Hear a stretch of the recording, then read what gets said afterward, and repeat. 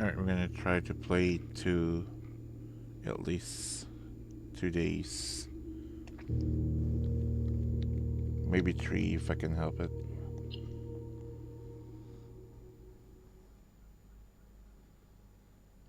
This is a short one for this sesh because I got something to do in the morning later on.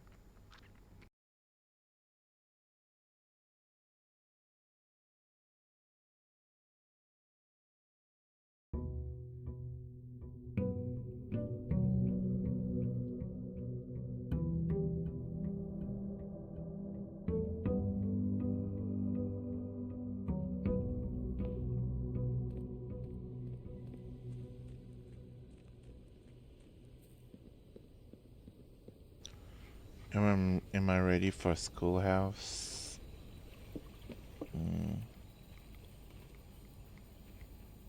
Maybe. Oh, I don't like any of this.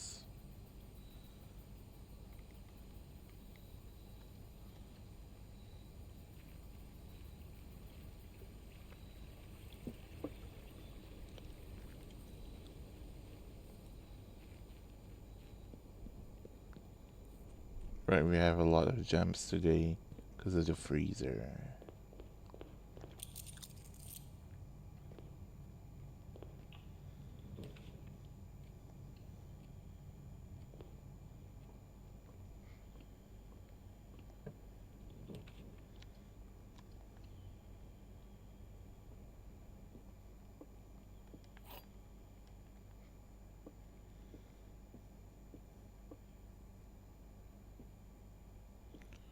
True.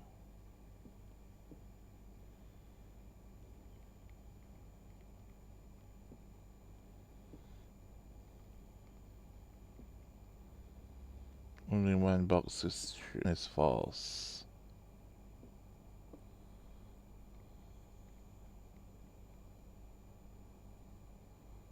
If this is false, then 2 boxes is true.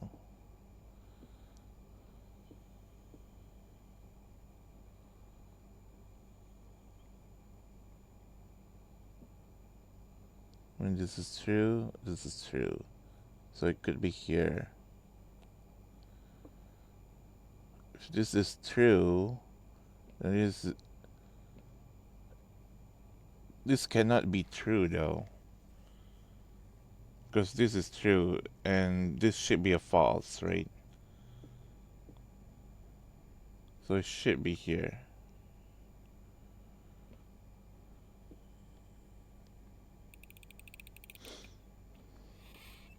Okay.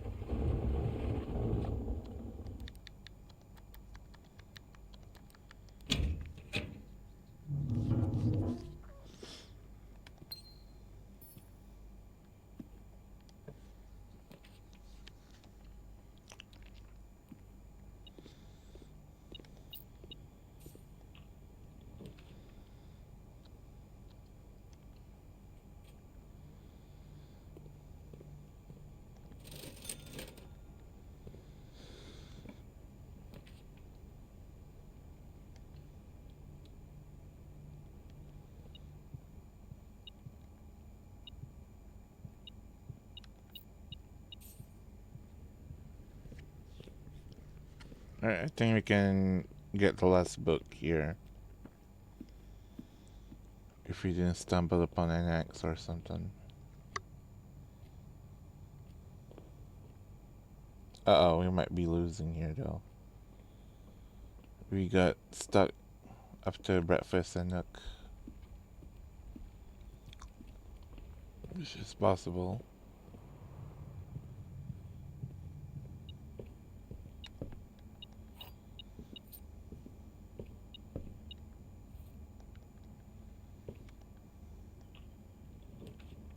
Okay, thank goodness.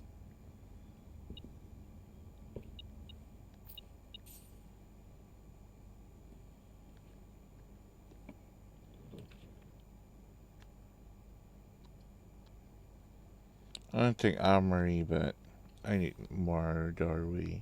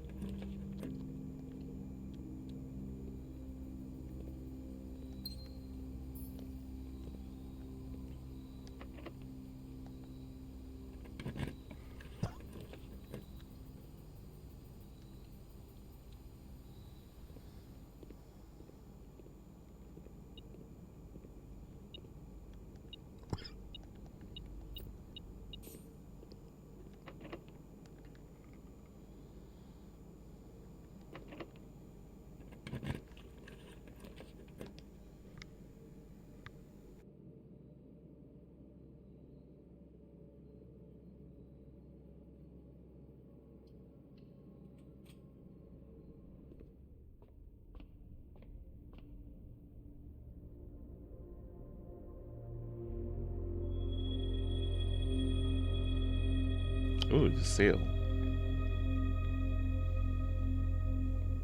Running low on keys though. So I might have to buy keys from commissary.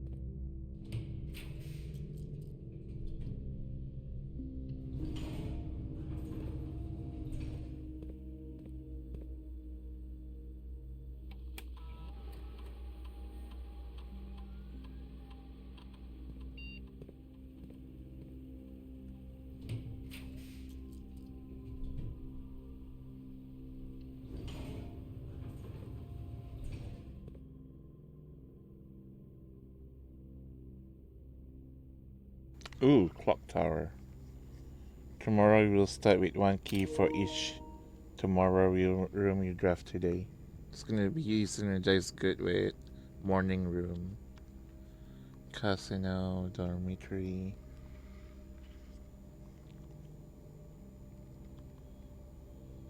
I kind of want to go for clock tower. Although I should probably go for casino here. Access to Mount Holly Clock Tower has always been heavily restricted. Time is sacred, and any tampering of this extinct governing timepiece has never been risked.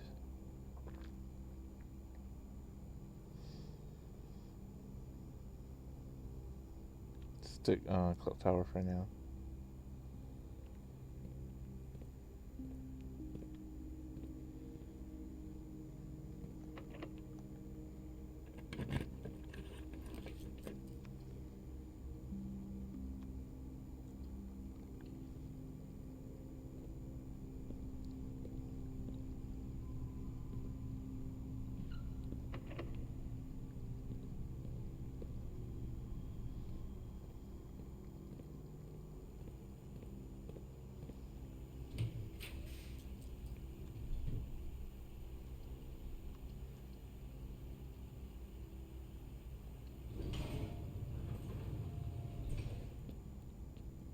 No, there's no X. Dang it. I could use this though.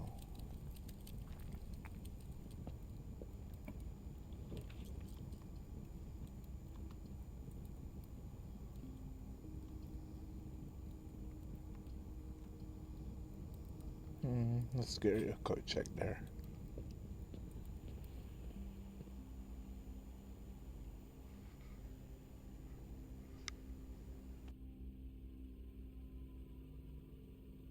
So I need keys, right?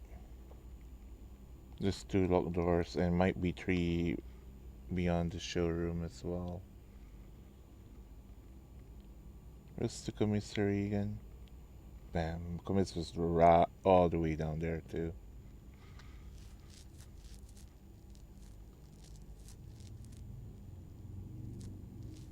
I should probably go to the showroom real quick to trigger the kitchen. Sorry, the dining room.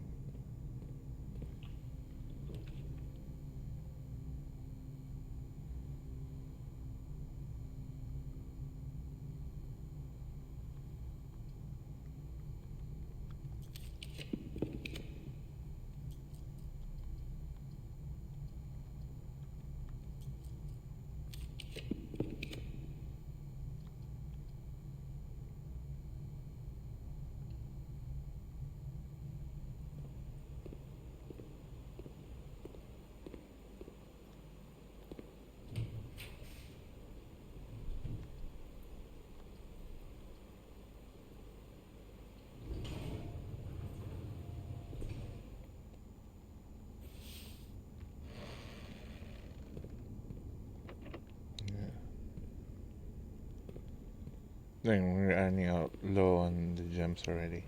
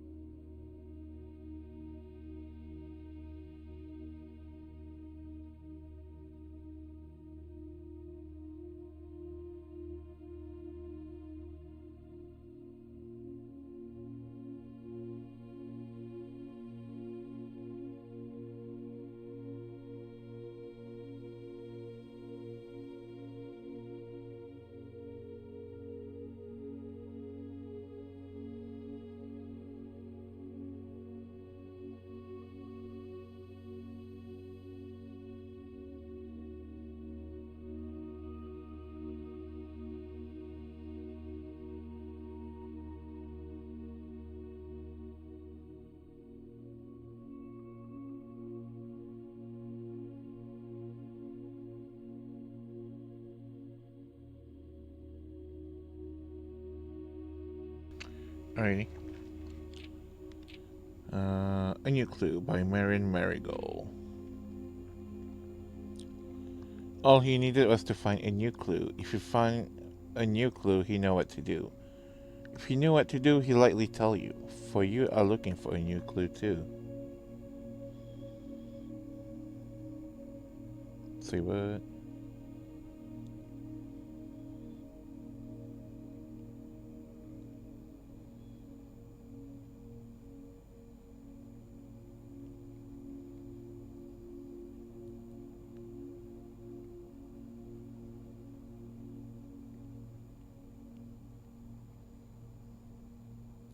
Route 8.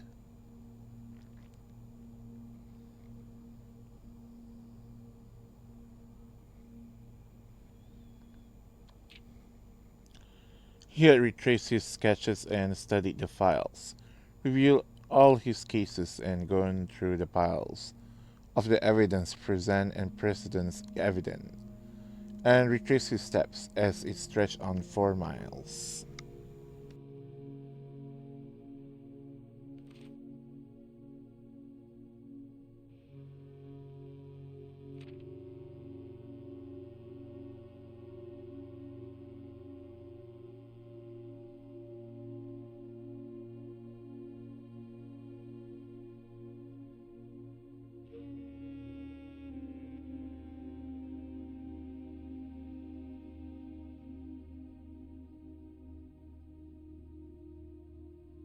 That cases lavatory, closet, attic, furnace, and then what's that? Solarium.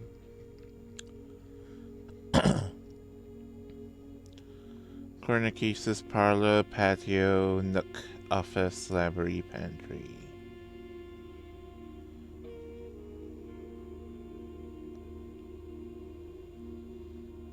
What's this? Suspect list. Christoph Clark, Charles Rascal, Bowley, Sandra Dillon, Mayford.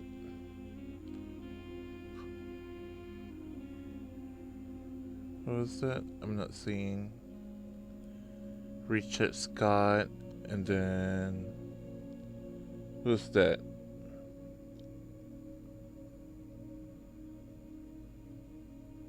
I can see the top one. It's too small for me. He had looked high and low in all of the rooms. He had searched every corner in each of the tombs. In this particular case, he had checked every space. If he found a new clue, he knew what to do. Good. Like candles, statues, rook, or castle. Either one.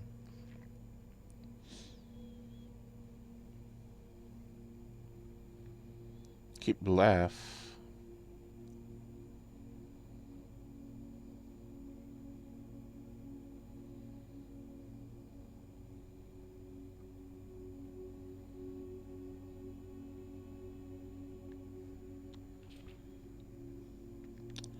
He looked and he looked under the beds and in nooks. He questioned the maids. Questioned the cooks. It was already over when he spoke to the cheffer, who told him new clues were found only in books. Ten of work.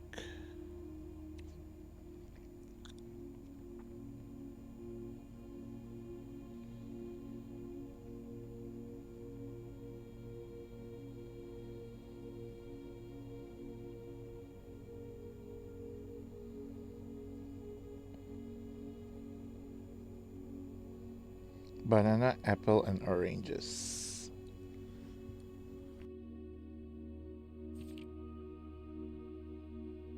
So tomb after tomb that the library loaned and the book that he already owned were searched from their covers all the way through.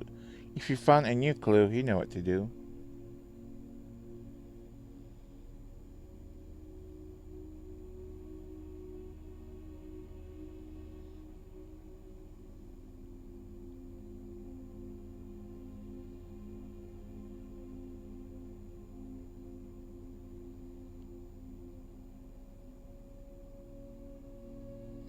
Tender Cipher, Learner Rename, Uncle Aw, Draft the Six. Draft the Six. Say what?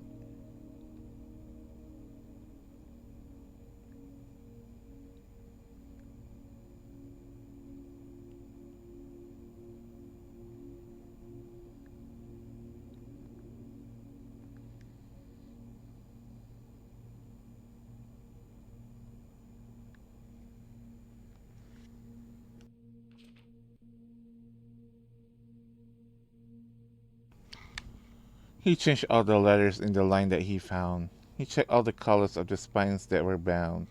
He doubled the meaning of each seasonal greeting and found that the diction of each word was sound. Shifted extras. Right.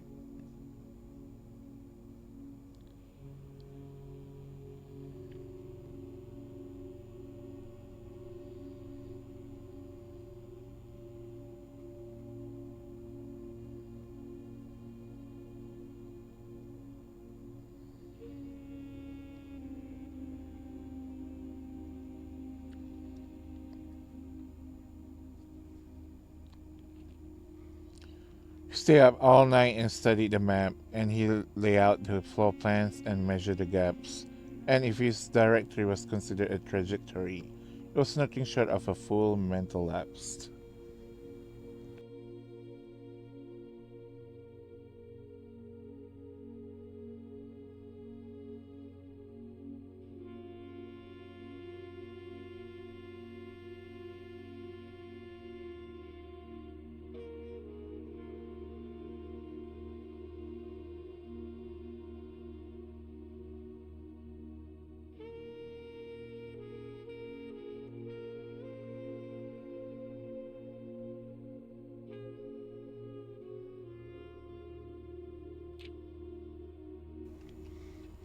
A man obsessed and cuckoo too, they would say as he would wander through. The best medicine is not yet evidence. If we found a new clue, he know what to do.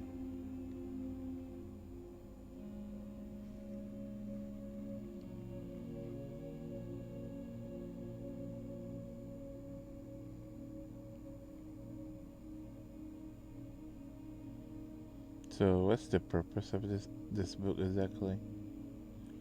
H.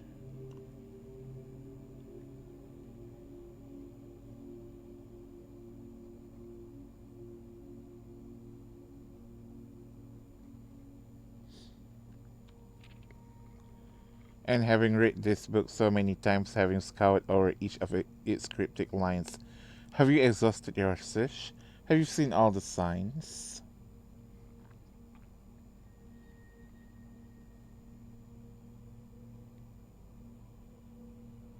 Hmm.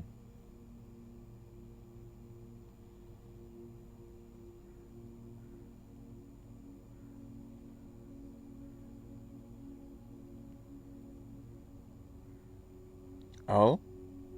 Is this?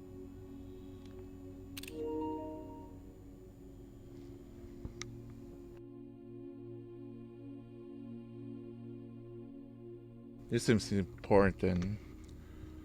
Uh, so slow, though. That the library red page A, word X, green page C, word A, violet page B, word Y, blue page Z, word X. What? So hard to see too. That the library and the books that he had that he already what owned were such from the what?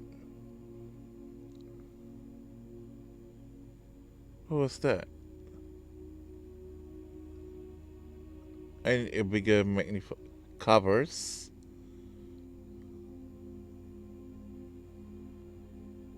All the all the way through.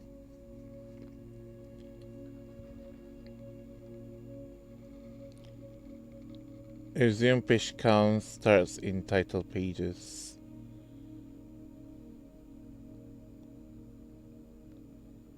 Oh. Wait, what?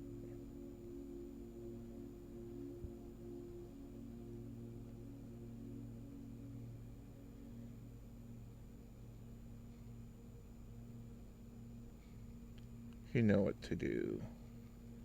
The major key.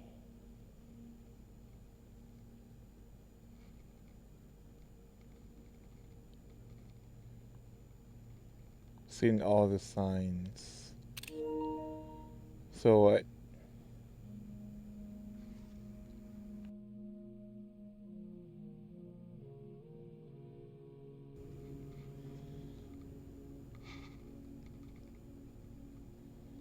XYZ ABC.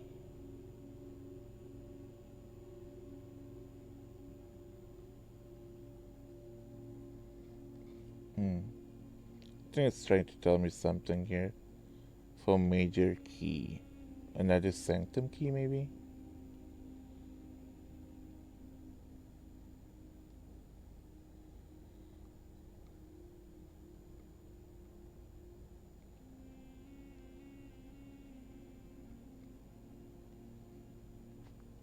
Hmm.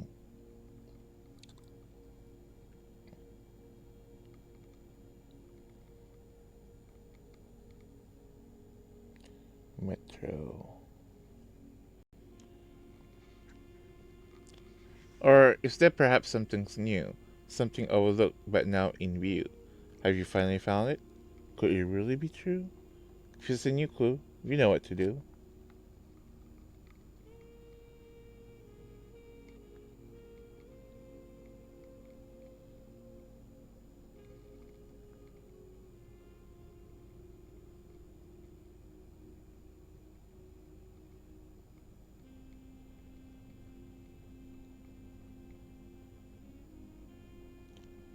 The suspect is minor. The suspect is major. The suspect is minor. On the way. The suspect is a key. But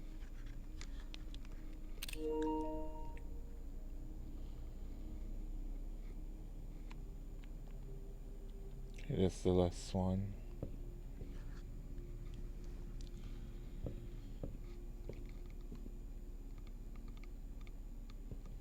Today when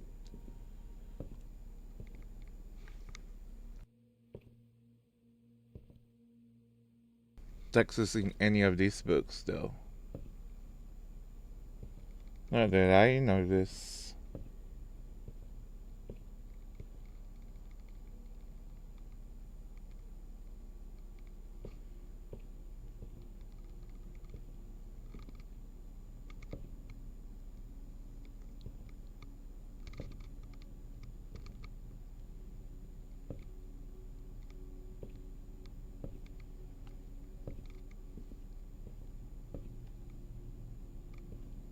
If there's like some label, then sure.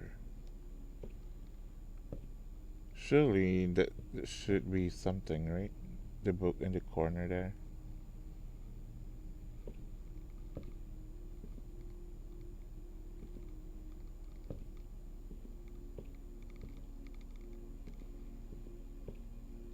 I know.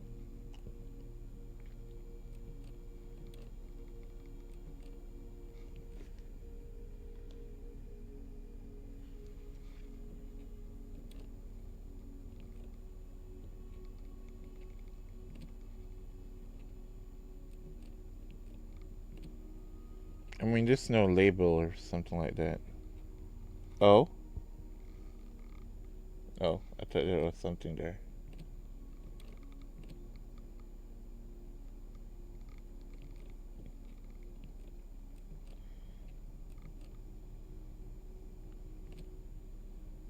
Yeah, I don't see nothing. Is it really related to the book that we can borrow?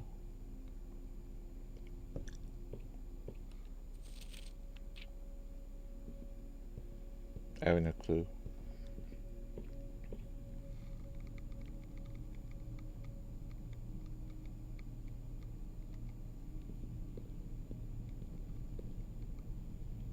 It'd be nice to get to the antechamber today because we have the guest bedroom, but we still don't have methods to get in though. I need gymnasium badly.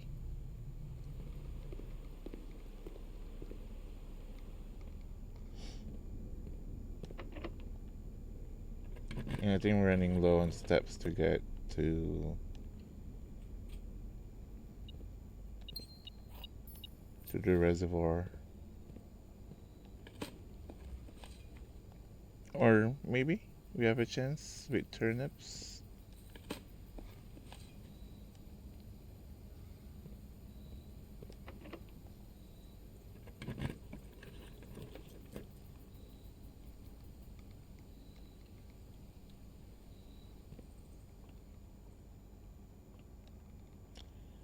$15. Right, there's trophy regarding billiard and parlor. I need to keep getting those too.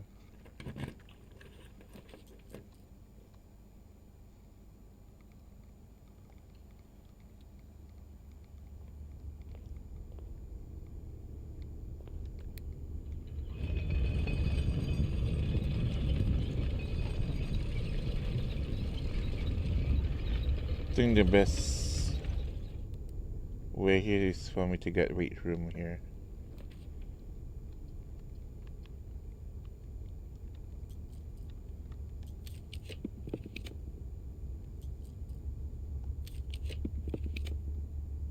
Well, that's a wrap.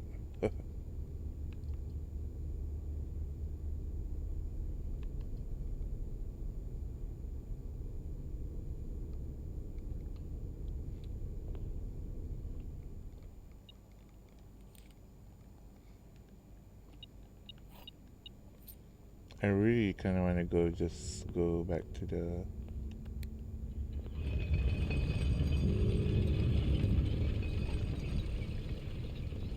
reservoir. Well, we have these steps.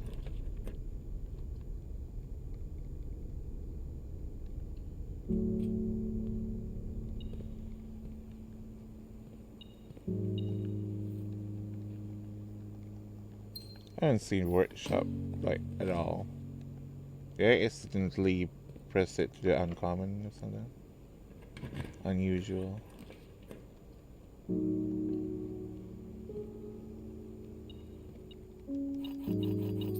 Look at all the keys that we have right now.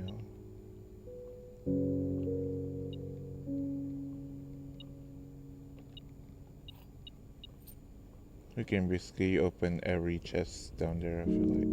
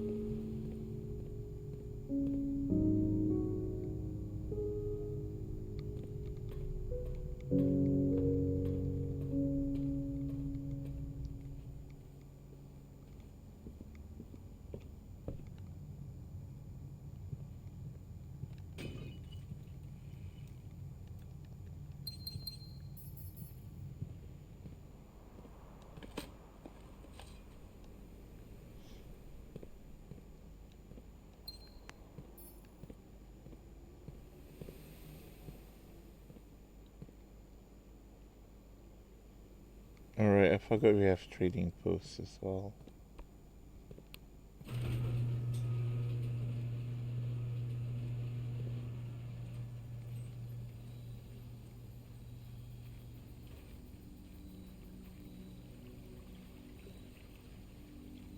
We even have steps though. Fine, I'll risk it.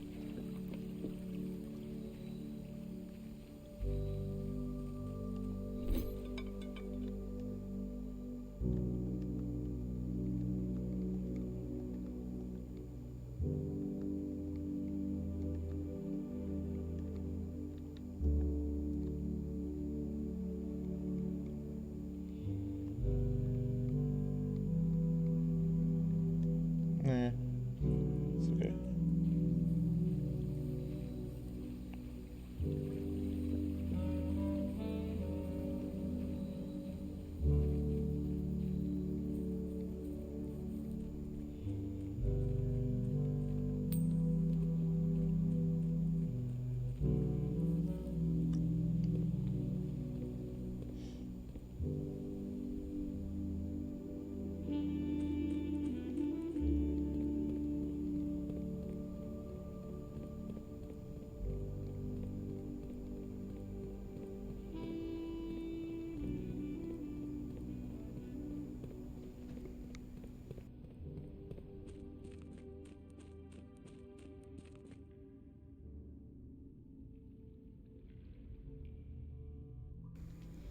Alright, let's try use all our keys here. Because why not? Let's start with the one in the water.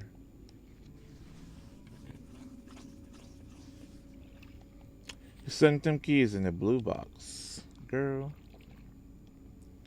I want allowance, not the freaking... Oh, here we are. This box contains 3 allowance tokens. Interesting. You're addicted, of course.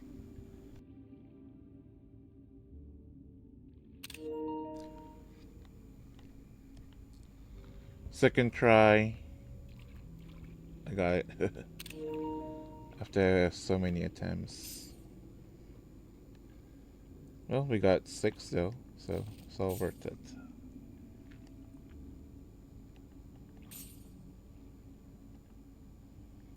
Wow, we're up to 42 now. That's crazy. We could have got 44 too. Is there anything else? More than 2 boxes contain prizes. Just a file, so only Centum key and the allowance, I'm assuming. But might as well open these trunks while I'm here.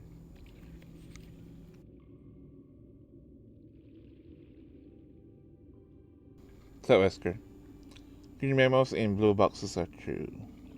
Oh, yeah?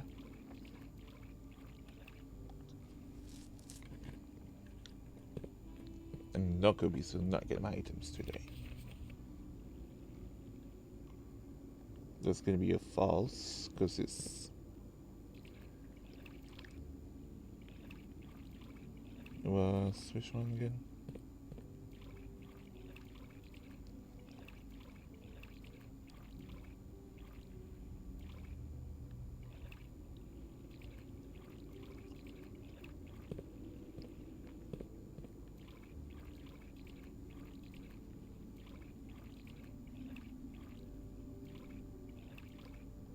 This one.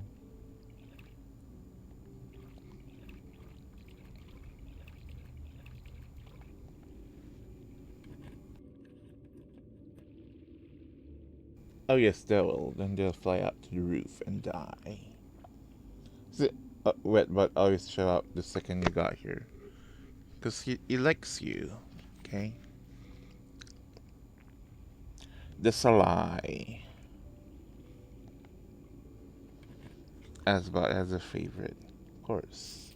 Centum key is not in the box in the wire. We know that.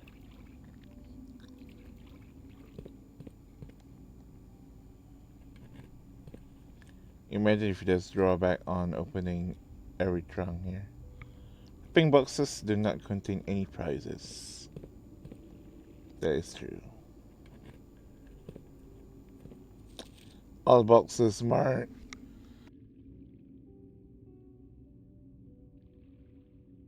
by sun contain memos that are true.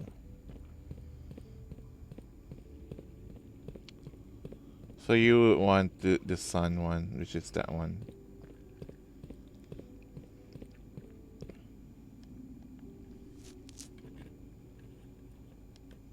Green memos in white boxes are lies. Interesting. Last one. Pink boxes marked by sun always contain blue memos. Interesting. Are there any more trunks that we haven't opened?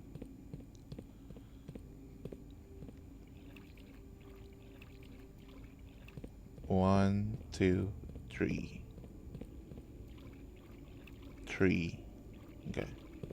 Are we bothered to go for it though? Because I think we got everything. Okay. Let's go it.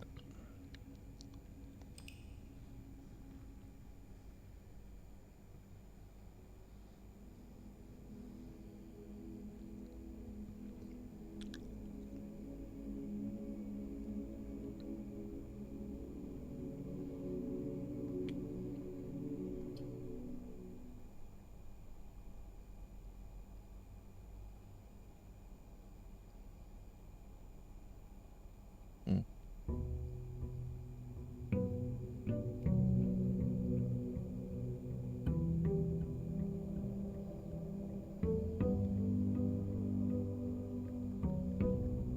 $42. I basically just need a rumpus room. And then I could just get the last book that I haven't bought from bookshop. I think we try to aim that on the sesh. Ooh, schoolhouse. Sure, why not? Let's try it. If I'm gonna try that. I need a lot of dice, I feel like, to get all these classrooms.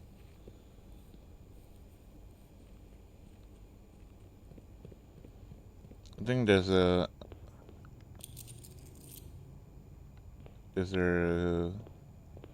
good thing that can happen if I get all of them. Maybe. Library is early. Sure.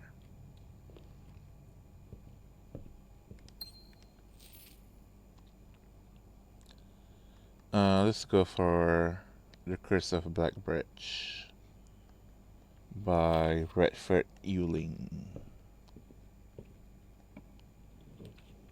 Ooh, vestibule. I need classroom though.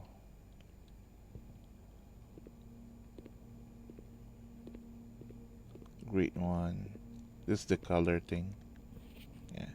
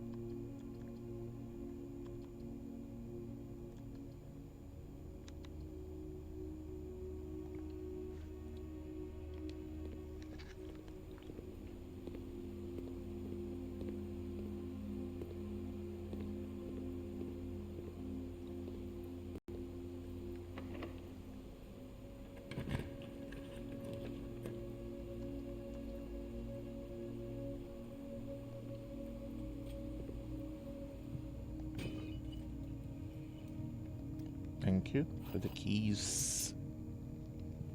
Garage, please. Thank you.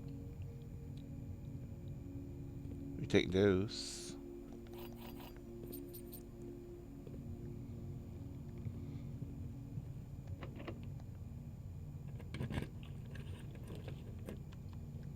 Where are them classrooms though?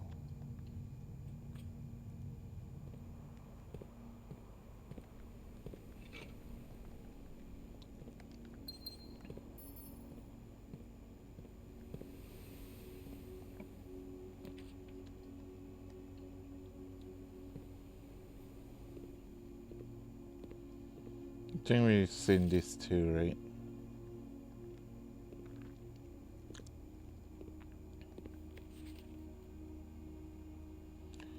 Look at the colors. So blue is addition, I'm guessing. 7-3. What makes it that you get 2 out of that? Like what?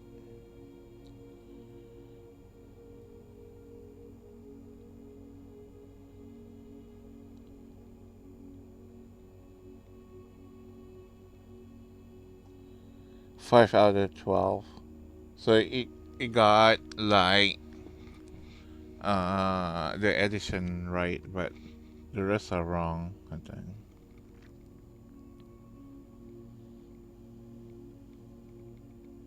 I think it's the same color as the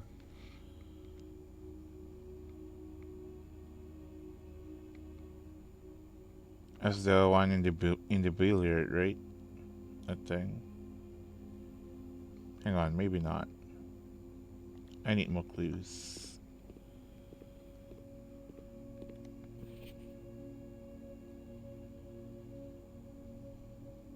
A lot of rights in this one. So yeah, yellow is subtraction, and the red is the multiplication. What did he got wrong though? 6 minus 1, 5. Okay, he got that one wrong. 7, 21, 6, 3. 6, 3 is 18.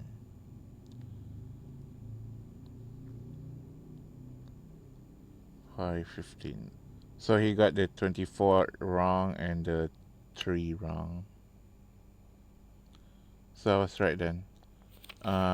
Blue is addition, yellow is subtraction, and red is the multiplication.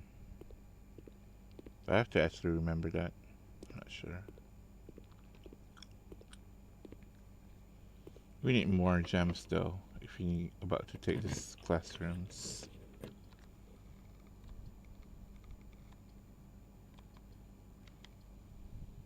Let's do this. Only in second grade? Apparently. Oh, we have keycard now, so we don't have to worry about utility closet. And potentially keys.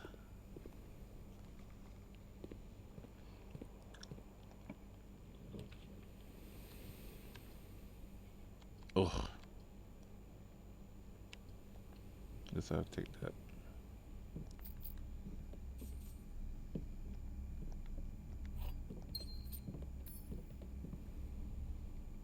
Should probably go back, to be honest with you. But I'm too far deep already. I mean, I have to go back anyways. At least around here.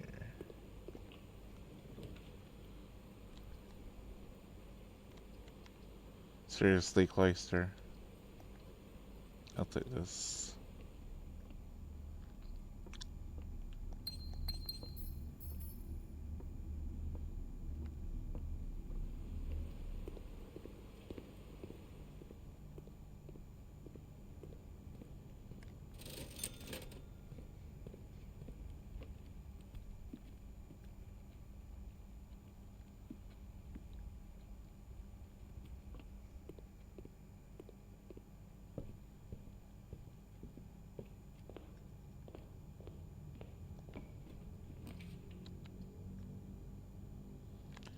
I would like to take the speakeasy, but we need all the rooms we can have here.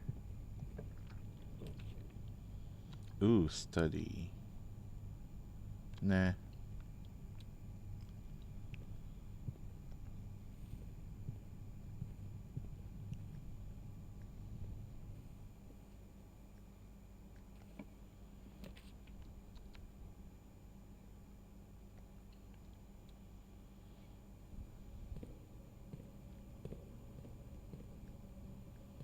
Where are the classrooms though?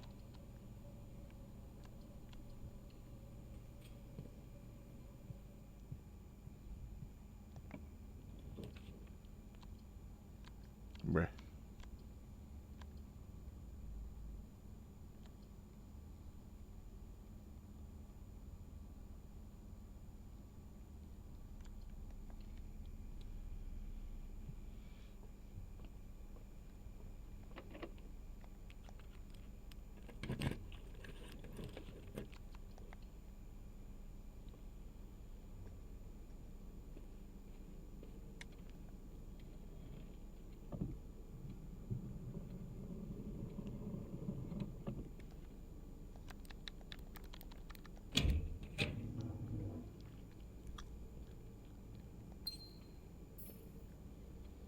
At this rate, I don't think we can get the classrooms.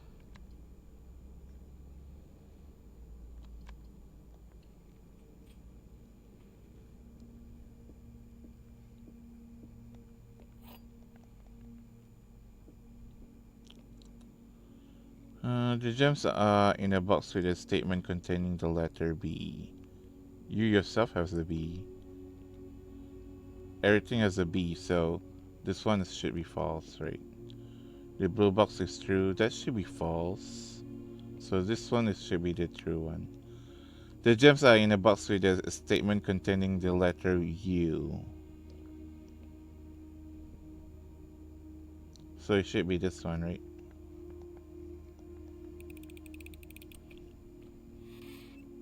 What?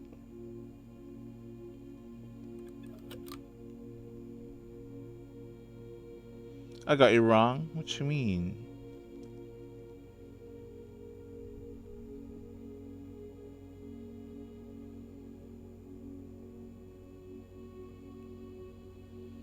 So this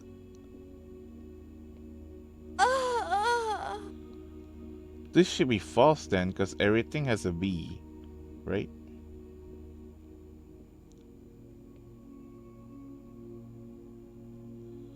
Oh, the blue box is... Wait.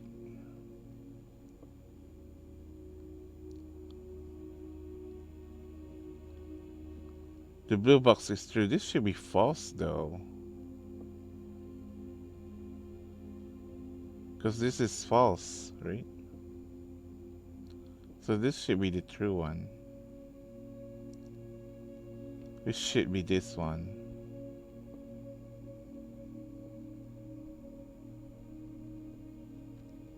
I didn't get the logic there. Wreck.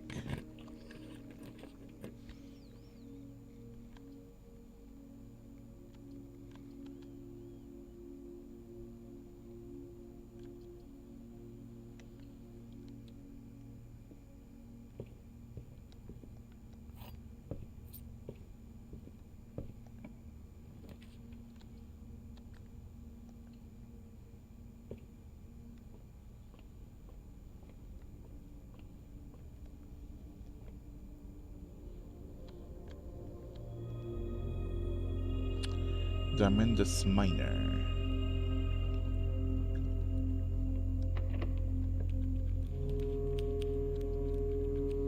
I would like you, but you're not heading towards the direction I want, so...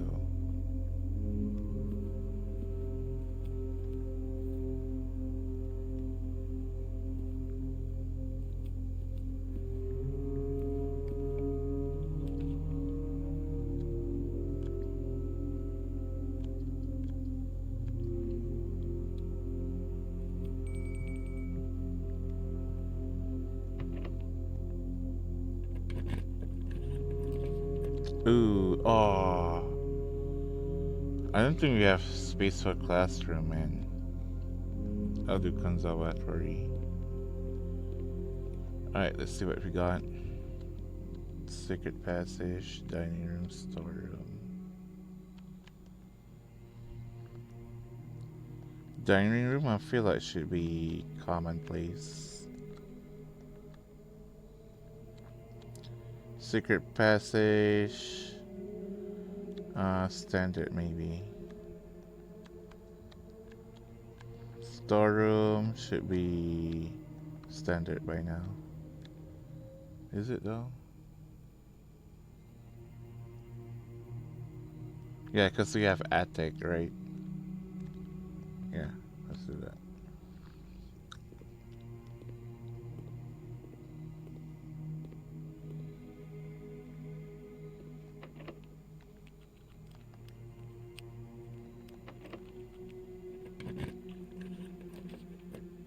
Nothing found.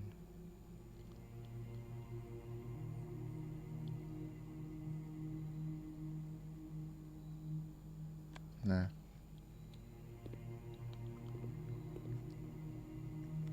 We can get free gems here.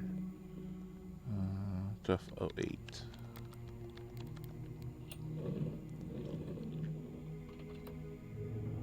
No commit to all the items to the roof and died. Ugh. Hate to see that.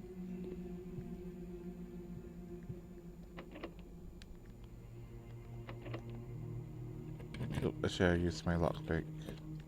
Finally, workshop.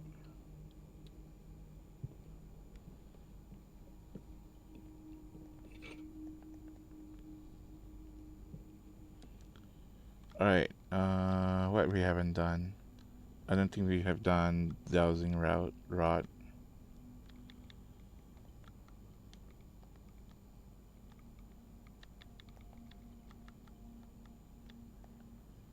I think we've done detective shovel before. I think I need battery pack for the other ones.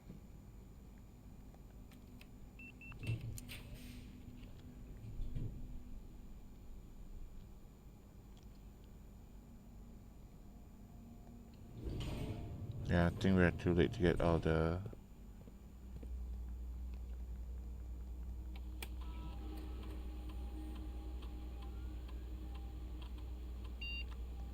classrooms.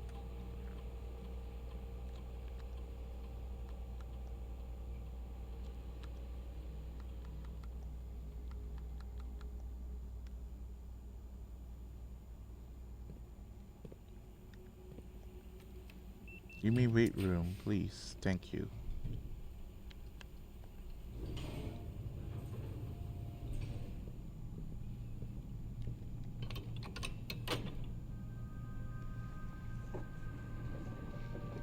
There you go. Now we can get more for our allowance. So no point today then. I guess we can get the progress through our contraptions, trophy, and then more allowance, I guess. So it's not too bad of a day.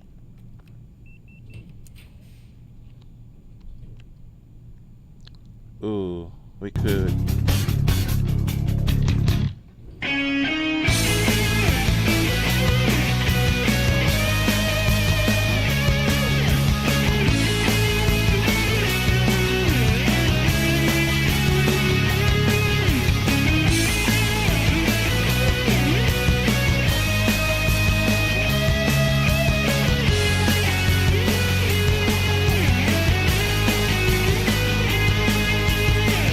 Thank you for the rate, Rennet. Welcoming raiders. How y'all doing? Ooh, armory. Man, now they keep giving me freaking classroom though. Welcoming raiders, by the way. Thank you for that shout out to Rennet, both Gamut and Wesker.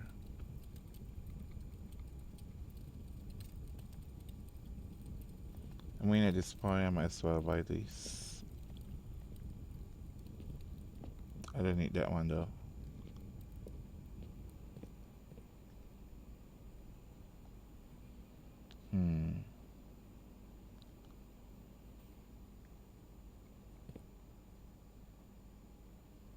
I kind of want to get all those trunks open before we actually do something with the pump room. Let me get my permanent allowance first.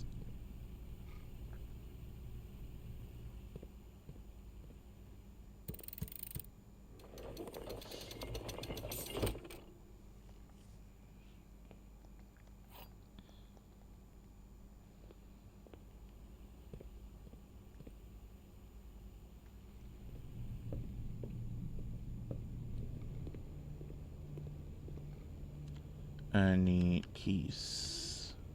This one.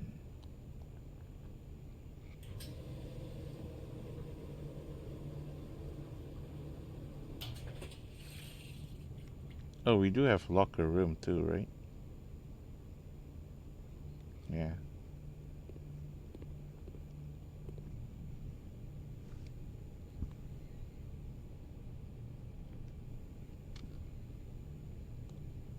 Melting in this heat, hope all is well. Yeah, everything's alright over here. Why so blue? Because he used to love red. And now he's a changed man.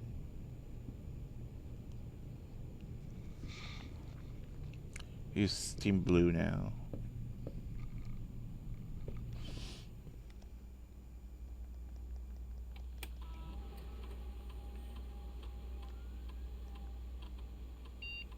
I miss a lot of stuff, apparently.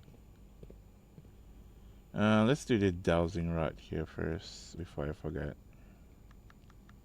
Because I don't think we'll be coming back here. And then I just need 2 more stuff. I think both of them require battery pack though.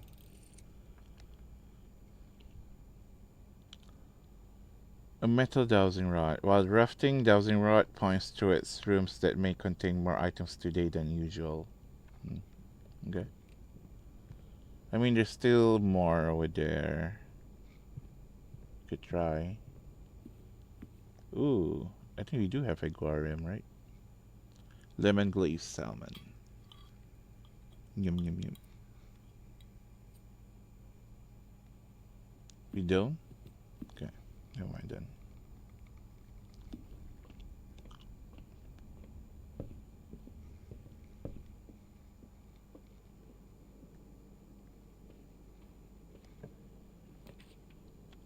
Ooh, mail room. Let's keep going forward for a bit.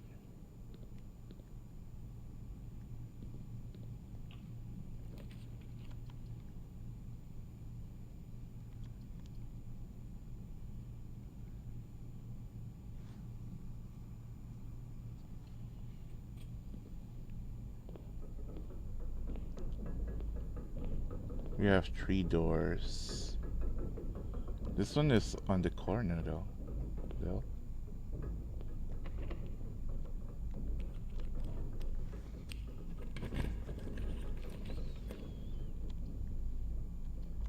Might as well work on this billiard room trophy. And you can get more keys too. 5 plus 6 equals 11.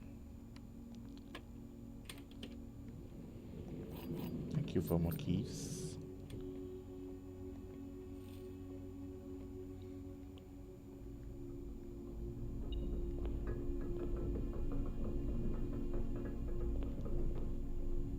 I mean,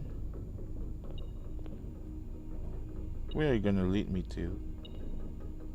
Oh, they actually contain extra items. Interesting.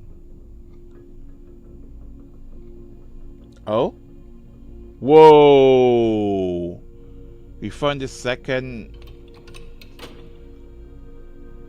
alternate lever for the left antechamber. Finally. Interesting. Wow. Okay. That's a good find.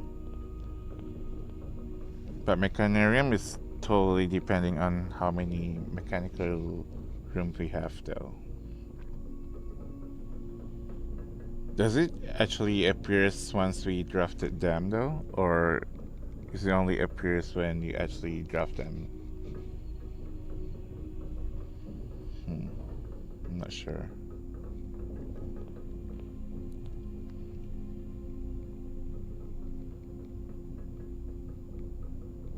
Okay.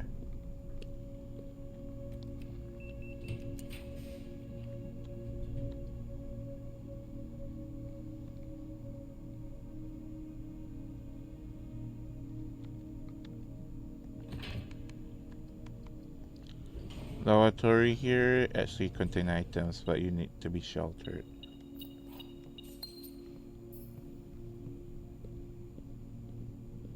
Or using the night shield just I did. Just like I did.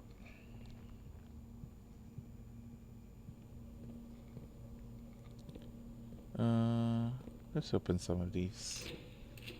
I need to just save 3. Hey, we got one for one.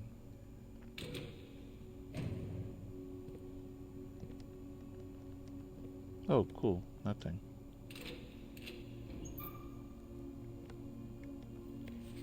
Cook Darren is a pseudonym. Excuse me.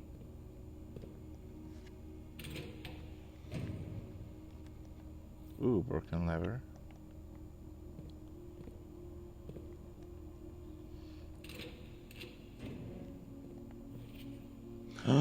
What's this? 6 or what? Huh? Say what?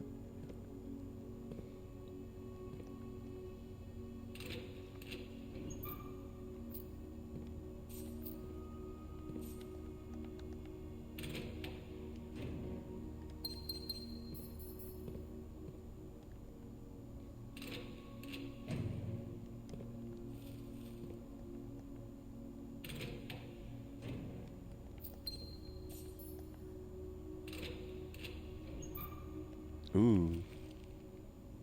I already got rid of my shovel though. That is in garage. Okay, I only have 3 left, so. Oh, right. The locker room. Transfer the keys to the conference room. That's right. I guess we'll be reopening more.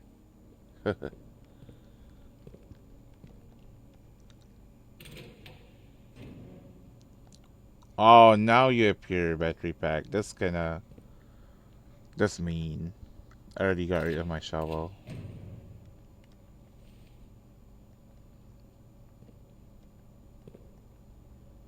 I know you can actually find battery pack and broken lever in the locker room. So that's good to know now. The hell? Where is room 46? Moon connection? Theorize locations. North of the antechamber. Below the foundation. Nope. Full house of 45 rooms plus what? Boardroom? Break room? Nope. Secret door into leaning towards this.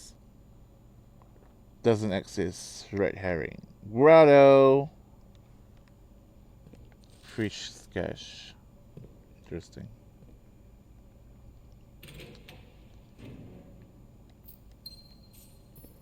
Okay. I only didn't manage to open 1 locker. Well, I could, but I'm gonna be lacking one key for it. Foundation this early? Come on, man.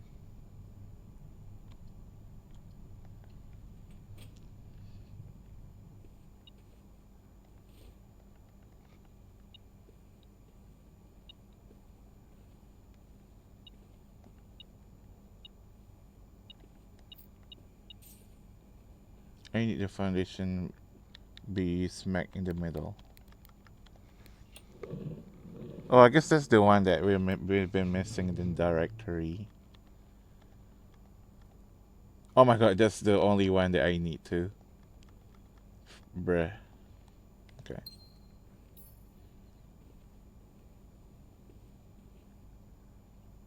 I think so. Once I get the foundation, I actually got that trophy.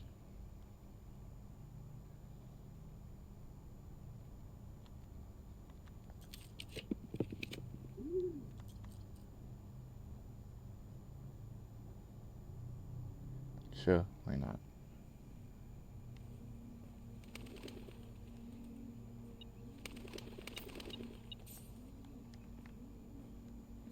Oh, there's 2 dig spots now.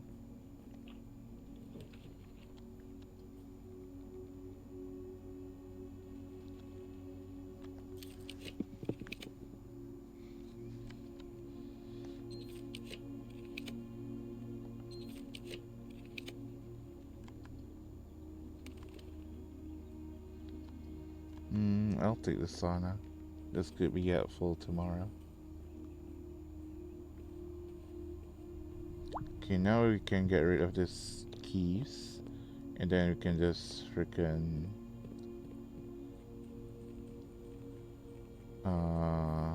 pump the water to the reservoir now.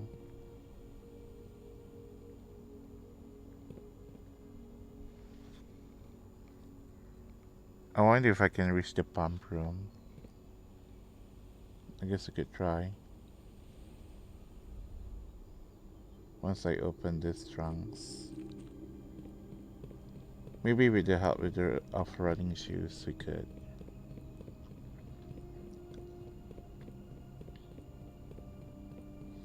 I just want to open all the trunks here.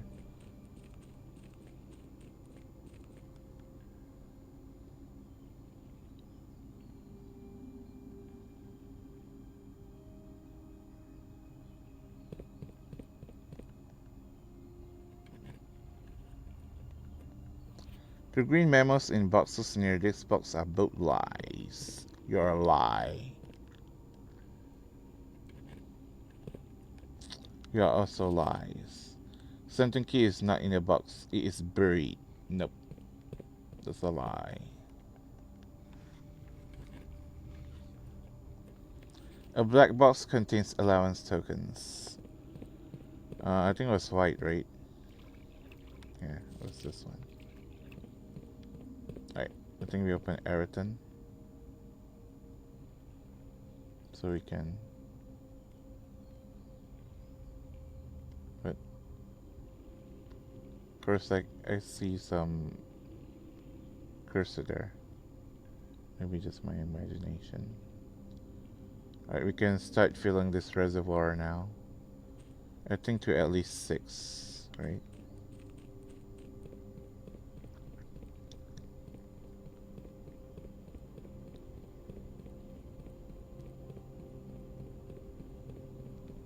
Alright, let's make our way to the pump room if we can.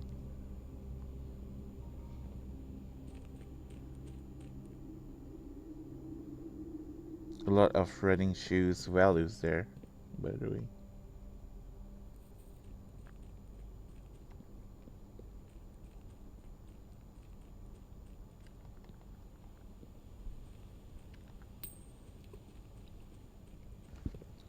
Chandelier.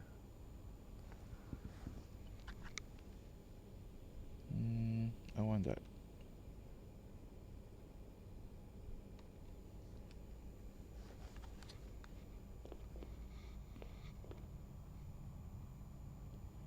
Which way to it actually? This way.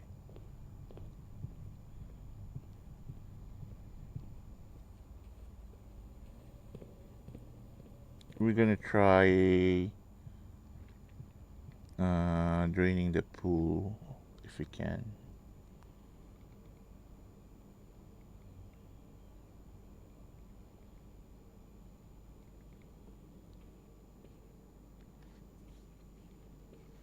What time is it? Almost 7.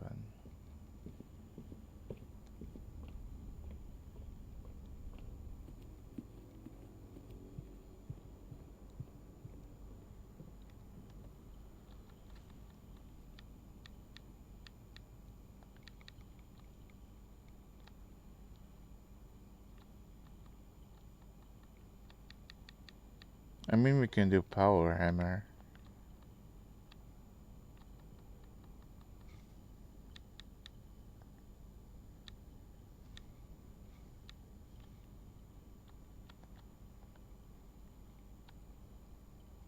Yeah, might as well.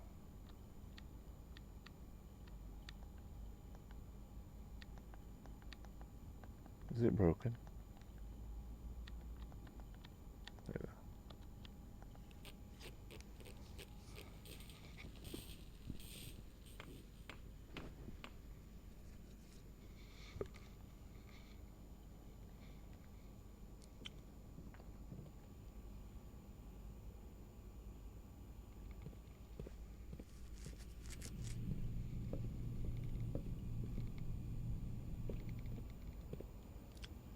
Alright, let's start filling some reservoir.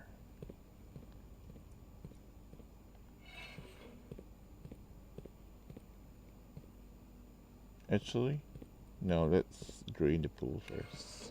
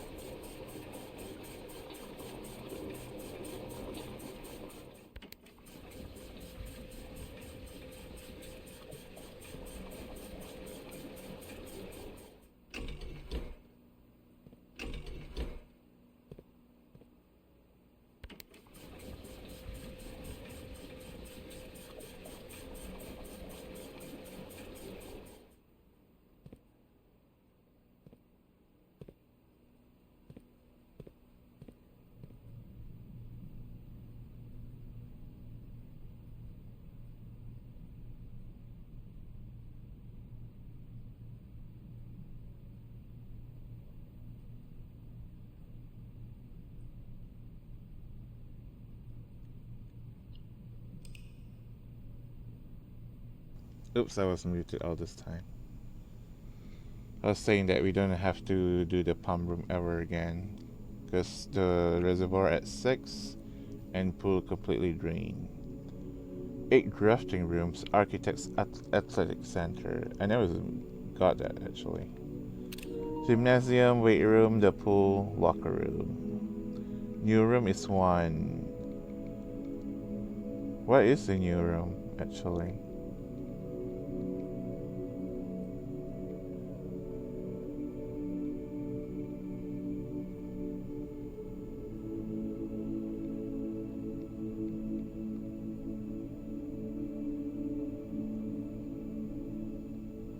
We got 1 new room. What?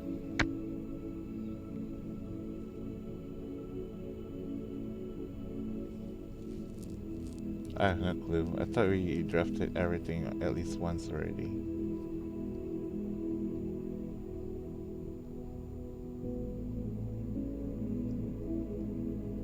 Might be classroom, to be honest.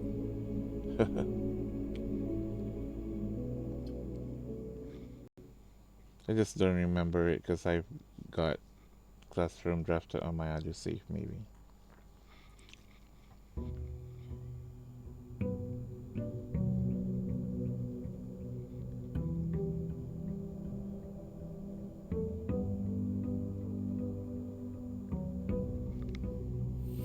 Alright, this could be my last day before I call the stream off.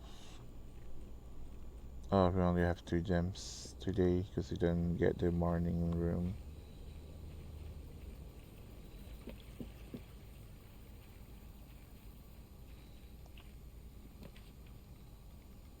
Hmm.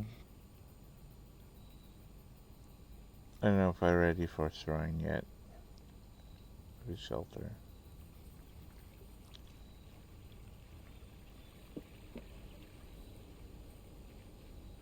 If we can get that last book today, that would be great, actually. What you mean? I mean, I did say short stream, so I've got stuff to do later on.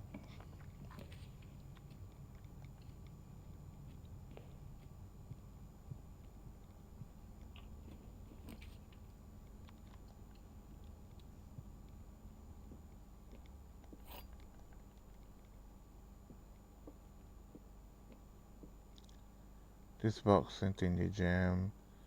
Does not contain the gem. The other two boxes are true, which clearly should be false, right? Because they contradict each other. So this is false. So one of this should be true.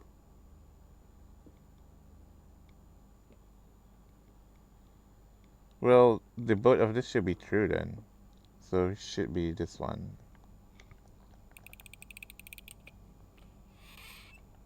What?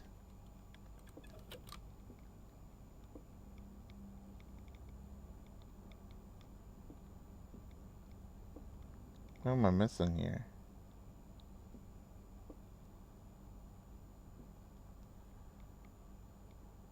So this is actually true.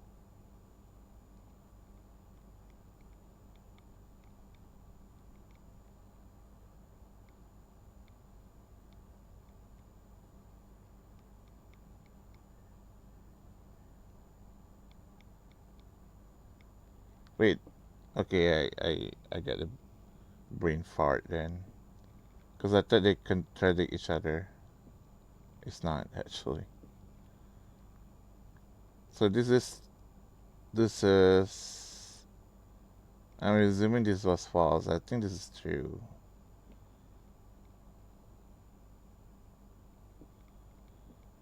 So this should be false, and this should be false. So it should be in this one. Dang it! I got two in the row wrong now.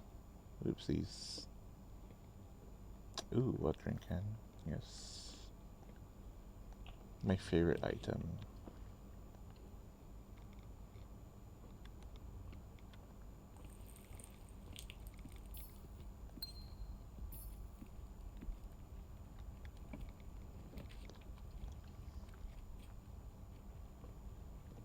Oh, it's love to have a garage. So you can get more out of it. Especially if you have like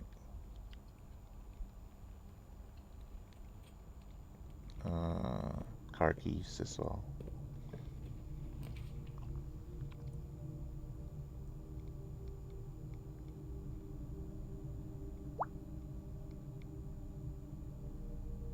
Not right now. I need that end.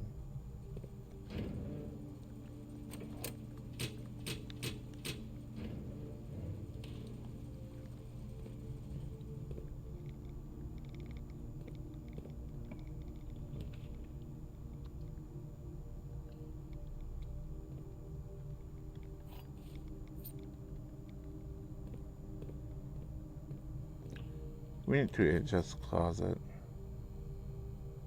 Ooh, it's kinda mean game. But I need this one.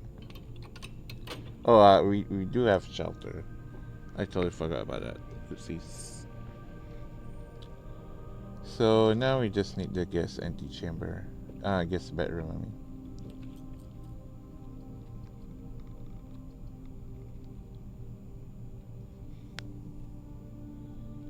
Let's do commissary. Gems, please.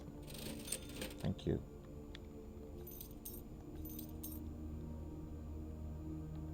Okay, I don't want to buy too much. Just in case we get that last bug. Archive. Sure. Yeah. Wait. Yeah, we have to. That's the one that goes north, though. Well, at least we got shelter again, so.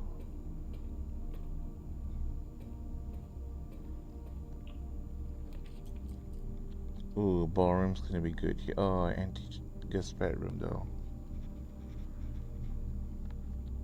I have to do a ballroom.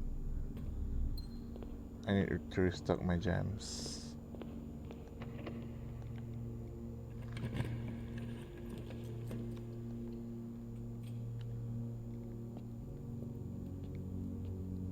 Okay.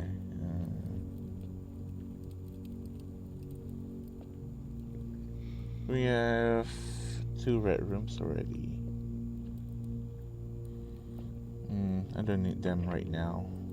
Let's wait a bit.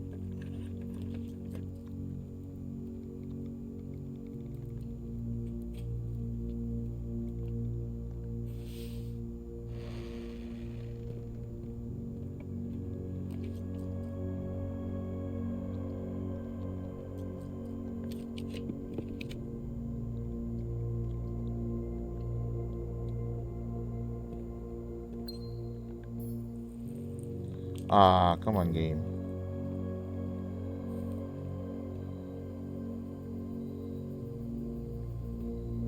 Great. Now we have to get security or key card.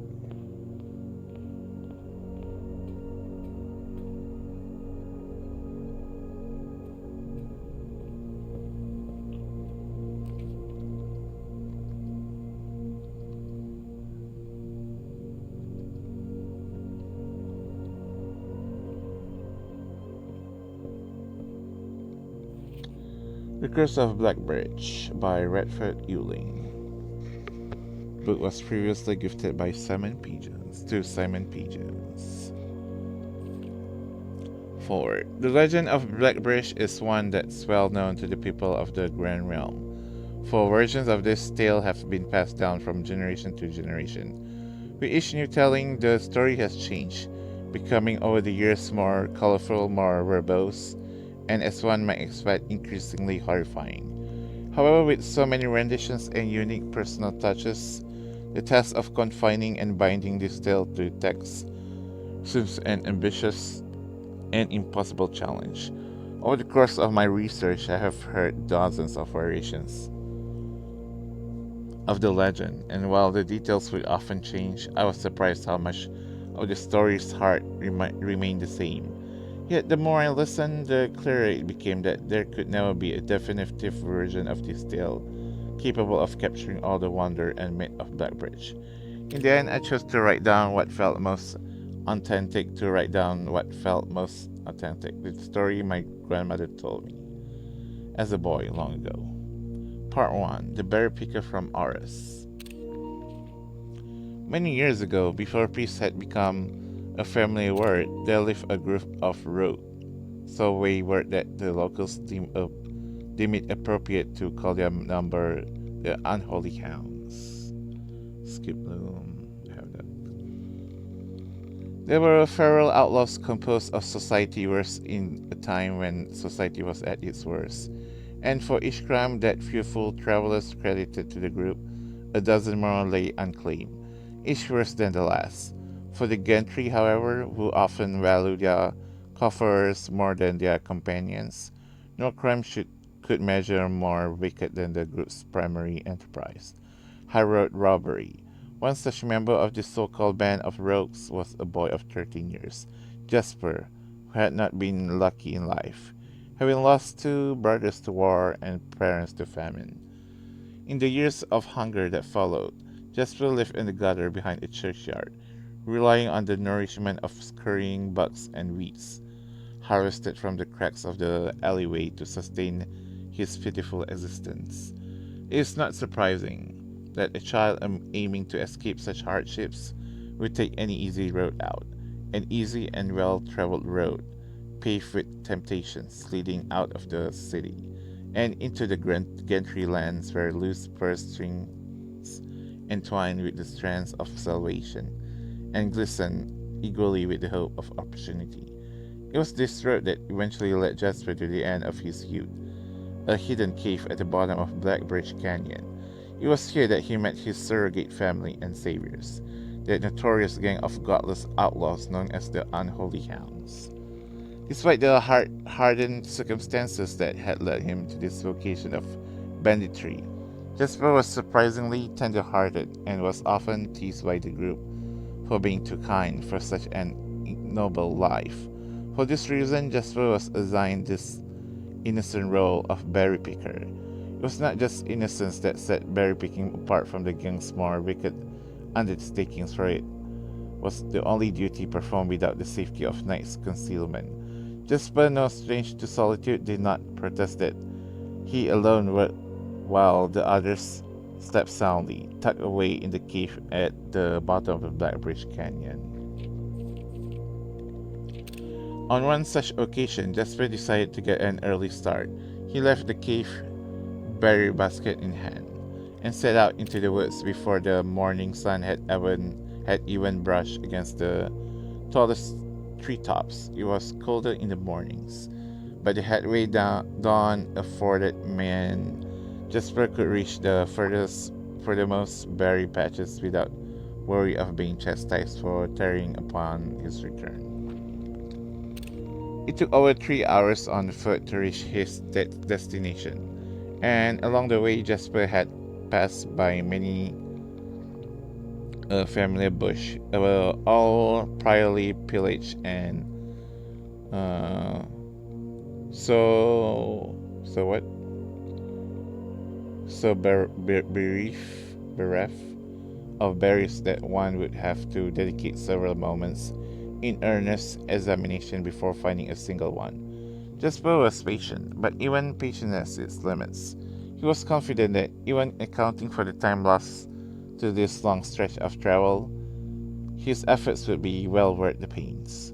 Surveying the patches in this new grove surprised even Jasper. The red dots suspended among the leaves seemed as numerous as stars in the skies. Upon seeing such a bounteous sight, he clutched his berry basket tightly and nearly toppled over out of joy. Once he had regained his senses, Jasper quickly made his decision. He would not reveal the location of this newfound treasure. Instead, he would earn the respect of his confederates who, upon seeing his skill, might attribute to the success to hard work. Smiling at his plan, Jasper set out to fill his basket and was making steady strides in this task when the sound of thundering hoofs interrupted him. A carriage is approaching. The thought of it made Jasper freeze. Had he been so enchanted by his discovery that he had neglected to observe his surroundings? How could a roadway be so close? He ducked down and crept toward the impending sound, hiding behind one of the larger bushes nearby. It was only a moment more before the sound source revealed itself. Within 50 paces of where Jasper hid, an elegant carriage with gold trim came soaring around a corner of trees, led by two beautiful white horses and conveyed by a stern-looking driver seated atop the vehicle, flaunting the most sophisticated regalia Jasper had ever seen. It was not just any carriage, it was a royal carriage. Even without ever having witnessed such a sight before, Jasper was certain. The sight had so transfixed Jasper that he stood awestruck, unable to tear away as the carriage approached. The little concealment the bush provided was soon proven unequal to the driver's lofty perch, and upon spotting the boy, he pulled the reins with such effects that the noble steed slid to a sudden halt with precise control. "You, boy, get out from behind that bush," he shouted with a rigidity that betrayed a modest amount of fear.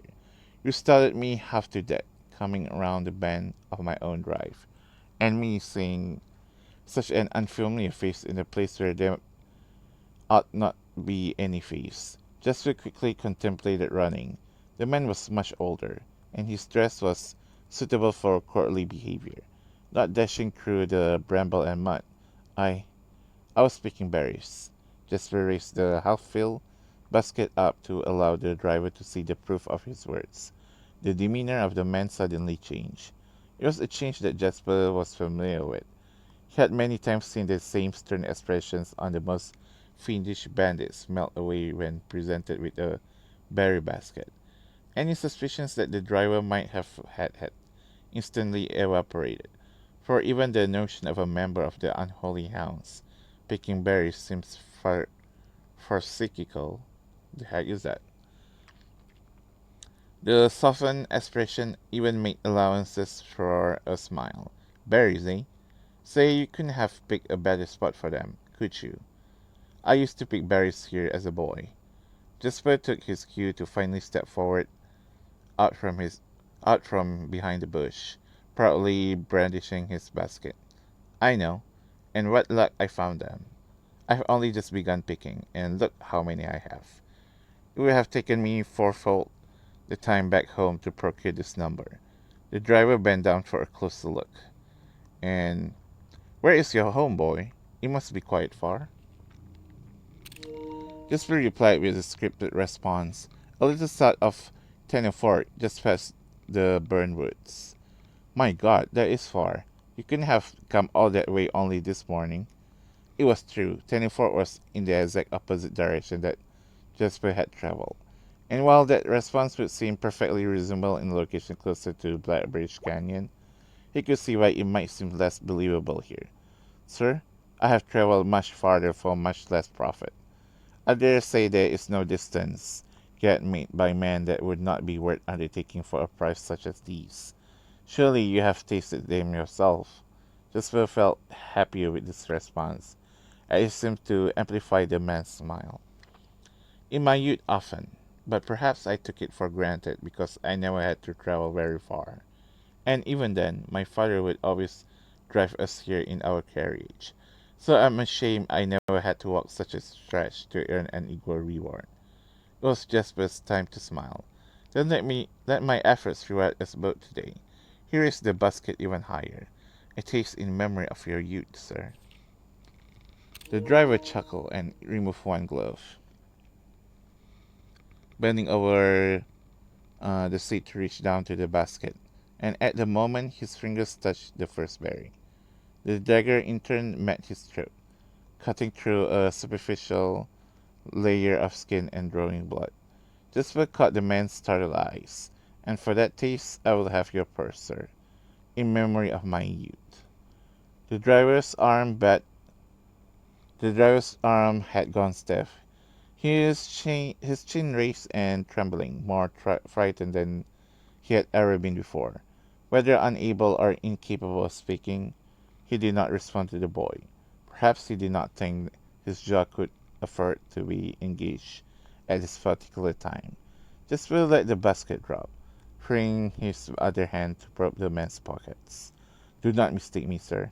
I will not kill you, if you give me no cause. Though I will admit, the thought of taking your carriage and leaving you the indignity of walking appeals to me. Unable to find a purse in the man's coat, Jasper pivoted to search the seat under him. Why have you no purse upon your person? The driver slowly raised his hand cautiously, pointing toward the carriage door behind him. Jasper lowered the knife's edge a small degree to allow the man to speak, which he did in turn softly. There's a there's a locked box in the carriage. Well, come down then, and grant me the courtesy of sparing your life and binding your hands. A concession, I assure you, of my tender heart, for it would be much easier to slit your throat. Hmm.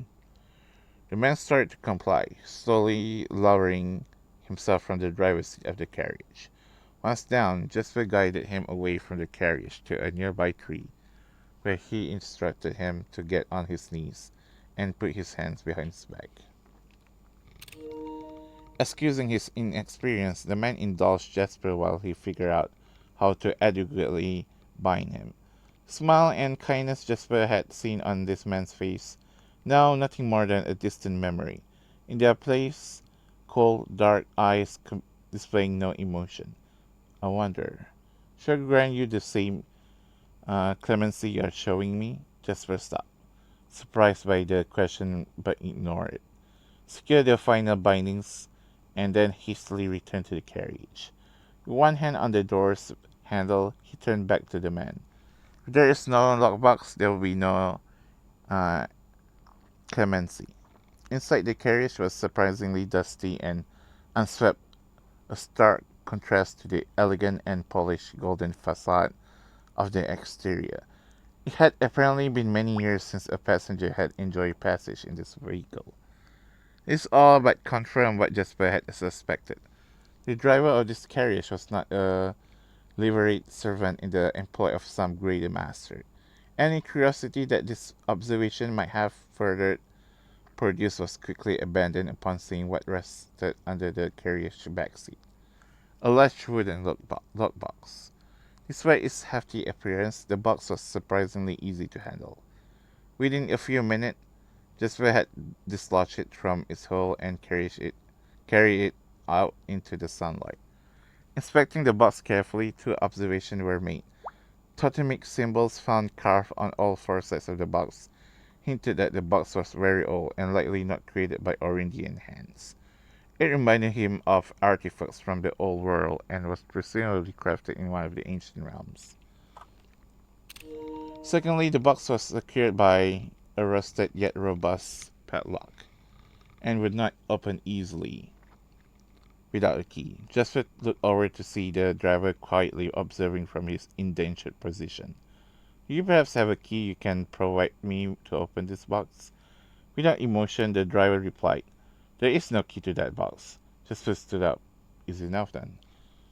He headed over to a nearby rock of sizable dimensions and lifted the stone up, carrying it back to the box. If there was ever a time when that lock had ever been resistant to brute force, it was in recent. With one hit, the stone had completely shattered the rusted lock. He bent back down and opened the lid. Inside was an effigy, a crude figure chiseled from stone.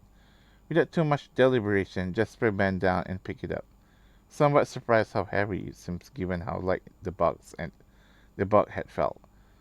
Having expected to find something more akin to gold or gems, he looked questioningly to the man, hoping to find an explanation. The driver's smile had once again returned. "You are cursed, boy, for deadly is the stone. You have opened that which should never have been opened, and you are cursed." Joshua carried the effigy over to the man and shoved it in front of his face. "What is it?" That's one. Feeling his disappointment rising to anger now, Jasper tightened his grip on the effigy.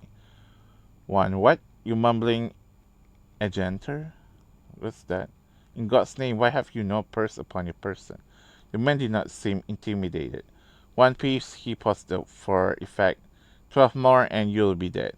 He only had a second to flinch before the effigy struck him in the head and put an end to his cryptic ramblings. If there was ever a time when the old man had been resistant to brute force, it was in reason. The spit looked down at the sculpted stone figure, now splattered red. Was it cursed? Was he cursed? He had of course heard stories of curses, and he had never doubted their validity in the past. But now that he was standing face to face with the possibility of being cursed, total. Face to face with the possibility of being cursed, his mind pleaded with him to be skeptical. And if he was cursed, what difference would the knowledge make? A dozen more pieces would not be enough to find another living soul. To say nothing of the chances of procuring a remedy. If he did not move from where he now stood, he could live maybe another 3 or 4 days. Maybe more, given the abundance of nearby berries. A plan that, if he ignored its obvious faults, might provide additional opportunities for help to come along. But what good would that do? To be discovered here. Besides a body, stolen goods in hand, bloated from berries, and raving about a curse that could very well not be real. No, it would must certainly be better to face one's fate now. Take a dozen paces and see if life goes on. But Jasper found his legs unable to make that first step. His mind was unable to convince his limb to waste away 1/12 of his life in a single motion. Feeling the desperation sink in, he hopelessly looked about him for a solution. And if by some luck the god had heard his plea. A miracle materialized before him as he found himself suddenly at the end of fairy tale. Two white horses and a carriage of golden trim were beside him. In answer to his immediate prayers, he laughed at his fortune and calculated the short number of paces back to the road. 4. Perhaps only 3 if he jumped. He made a quick survey to see if there was anything he wished to grab before taking the plunge. He thought about removing the driver's fancy coat as that appeared to be of some value, but the additional risk of undertaking such a task too great to chance. And so, after a profound breath, he took his second, third, and fourth steps, though they were quite large. Seated now behind the horses, he reached for the reins and suddenly realized that he was still gripping the effigy. If the curse was real, then it would most certainly be better left here.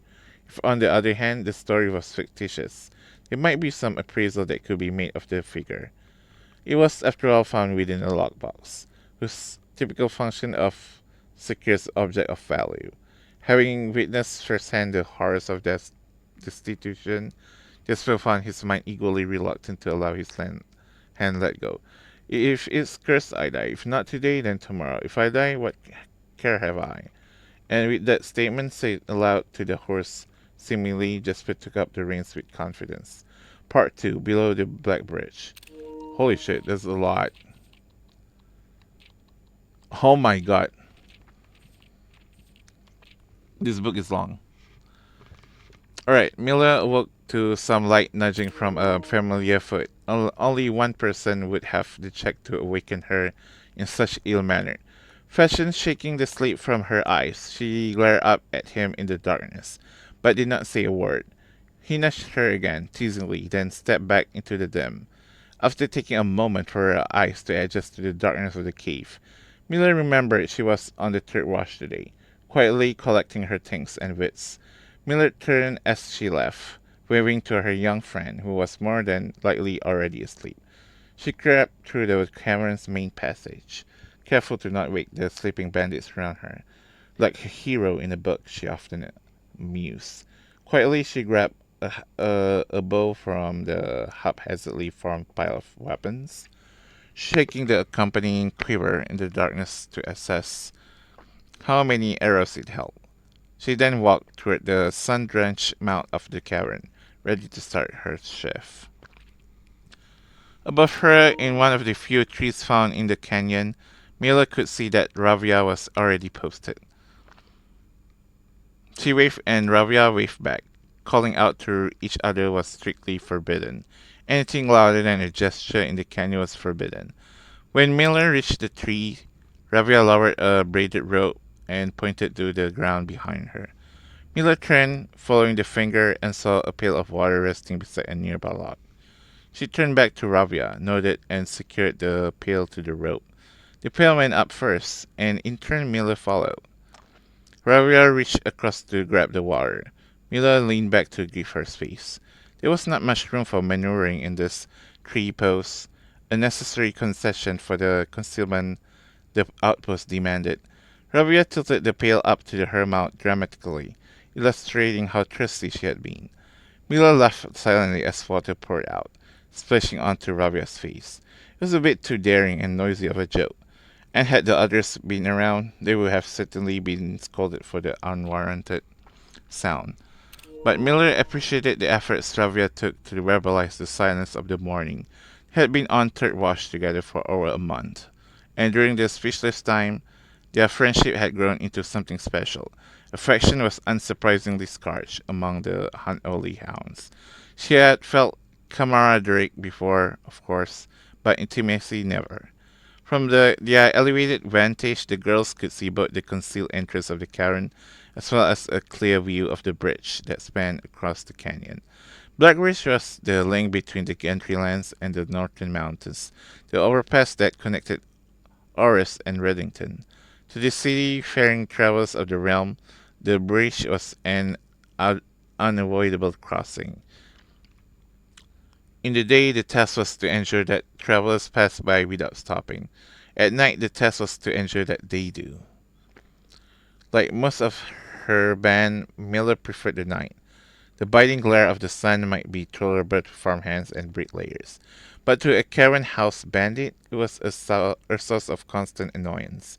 In the day, there was no shred to conceal her expressions, nor to hide her thoughts, she felt, I suppose.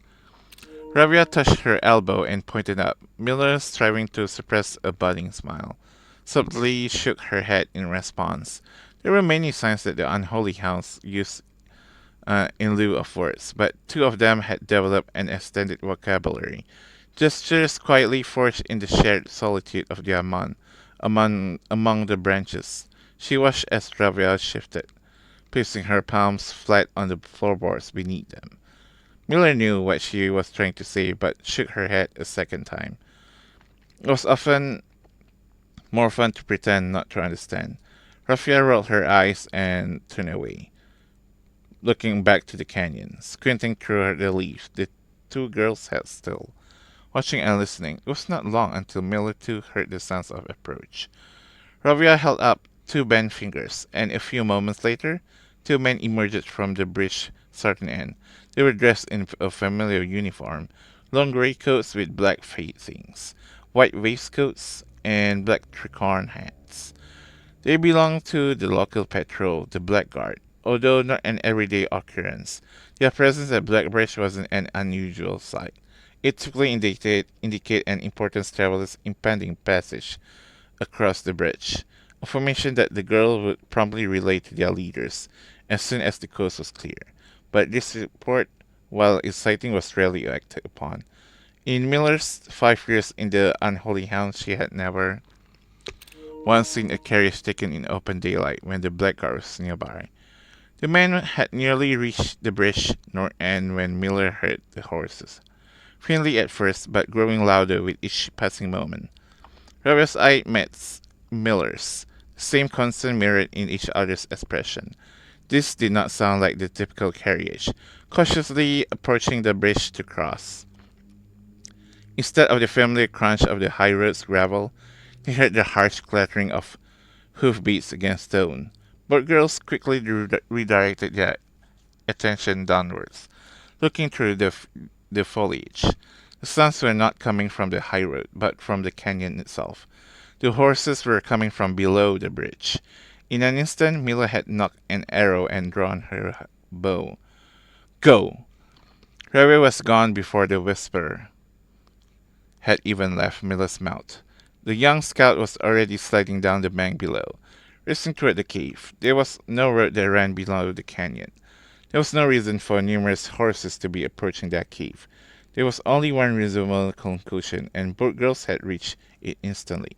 The base had been compromised. This was a blackguard attack. The moment the horses came into view, Mila let loose her first arrow. She was surprised to see a carriage. She had expected cavalry. Before she even finished processing that thought, her second arrow was in the air. Without a trail, it would be unthinkable for a carriage to traverse such rough terrain. Yet she watched as the wheels jolted over the rocky riverbed. A third arrow was now in flight, and there would be no need for a fourth. The driver shrimmed the driver slammed over just moments before the vehicle dipped into a small ditch, slamming into an embankment. The force of this sudden halt immediately shattered the front two wheels and catapulted the driver from his seat. Utterly confused now, Miller quickly glanced over her shoulder to see if any horses were also approaching from the rear. Down in the canyon, the entire horde of the unholy hounds came spilling forth from the earth as if hell itself had suddenly sprung open.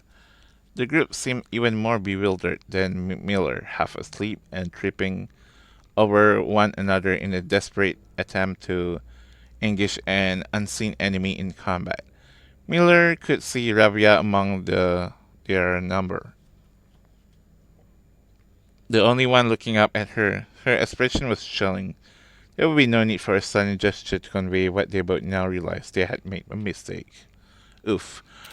The gang chieftain, Geoffrey Heartslasher, led the others, cautiously approaching the crashed carriage like a suspicious fox would near a baited trap. There were no words exchanged as the group crept forward in customary silence. A dozen or so paces in front of the wreckage lay the far-flung driver, an arrow protruding from his broken body, and beside him a blood-stained effigy carved from stone. Mila was inconsolable. Jasper had always been her favorite. He had always shadowed her in the night, clinging to the hems of her every move. The way a child tails behind an older sibling, tender-hearted, she had always called him, though deep down she had known that wasn't quite true. His appearance of gentleness concealed a raw, resilient durability that emerged in the most perilous of situations. He had been a flower among the nettles of this cave, but he still had thorns, honed by a grim past and 100 hands of misfortune. They buried him in the darkness, in the back of one of the larger cavern rooms. He was interred with a berry basket and a silk handkerchief that he had treasured. The mysterious effigy they had found beside him served as a distinguished gravestone, a marker that stood out as somewhat special among the rows of similar swords, marking neighboring plots. No one spoke, not even whispers. There was nothing to say. Mila awoke the next day to a thunderous shaking and rattling of the earth, a far cry from the playful nudging of the previous day. She strained to adjust her eyes, but the choking sting of stirred up dust caused her to flinch. Panic was also in the air. The sounds of scurried footsteps and clattering feet filled the space around her. But even in alarm, the silence was louder. What was it that sounded so strange? Mila closed her eyes tight and used her feet to guide her along the passage. The whispers around her were getting louder, and intense voices could be heard ahead, louder speech than she had ever heard spoken in the canyon. A growing dread grew as Miller approached the mouth of the cave, her eyes now open wide despite the dust. Should it be a day? Miller felt a hand in the darkness pulling at her. It was Ravia. The two embraced, and Miller did not need to see her to understand. Ravia placed two bent fingers against Miller's cheek, and with that touch against her face, Miller felt the same sinking feeling from the previous day. Two bent fingers confirmed what Miller had suspected. The girls had forgotten to relay one critical piece of information to the others. An hour or so later, the schemes began, blood-curdling cries of hopeless desperation. Captain Frederick Lee of the Blackguard looked down from the ridge of the canyon to the collapsed entrance of the cave. Ah, he grinned. Now they speak. Wow. That's some story right there.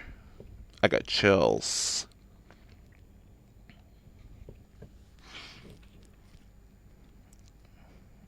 Uh, we don't need Great Hall though. But I have to take it. I need security. Do I have to?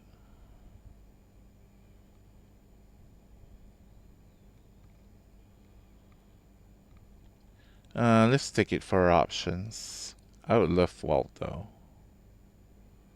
I mean, there's more open space at the entrance hall.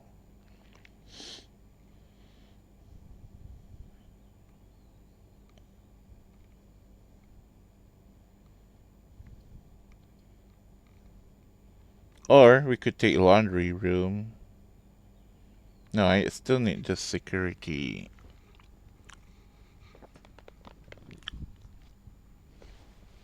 You know what? I'll take the vault.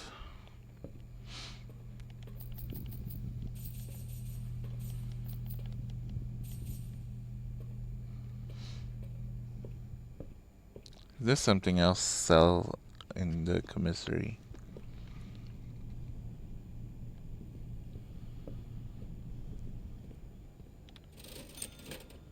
There's also sale today too.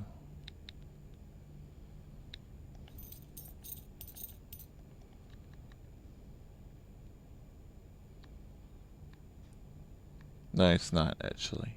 Never mind.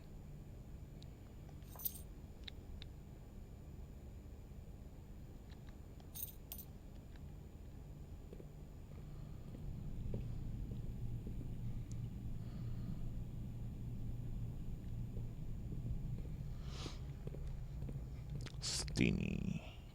Yes. I'm so mad that we keep getting wrong in the parlor. There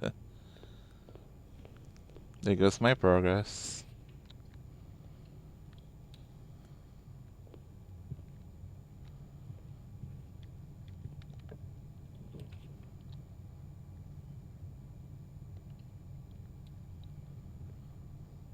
Come on, man. I need security. Oh, more trunks.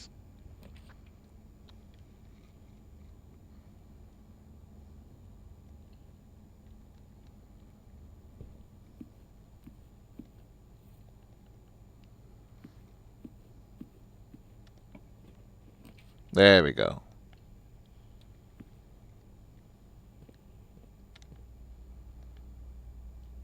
We do have 5 trunks. That's actually crazy. We do have utility closet in the corner, I believe.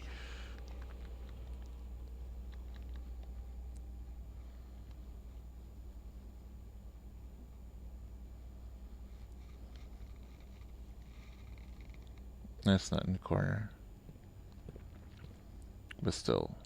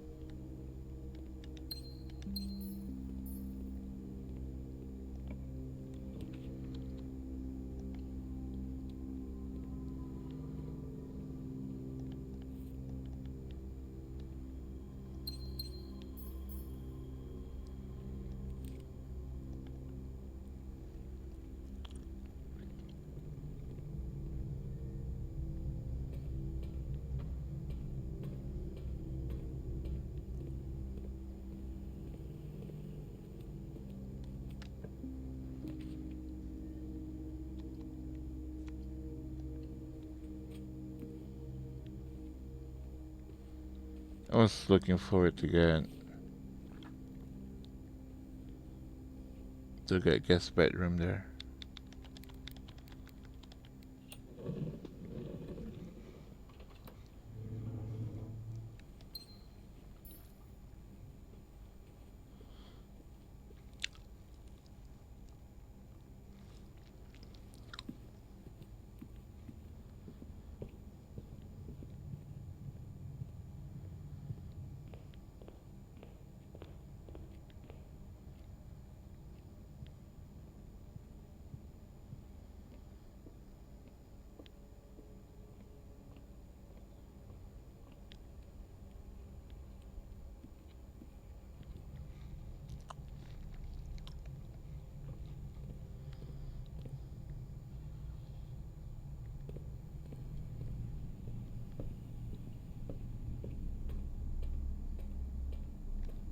Oh shit. The bar I'm gonna after this up here.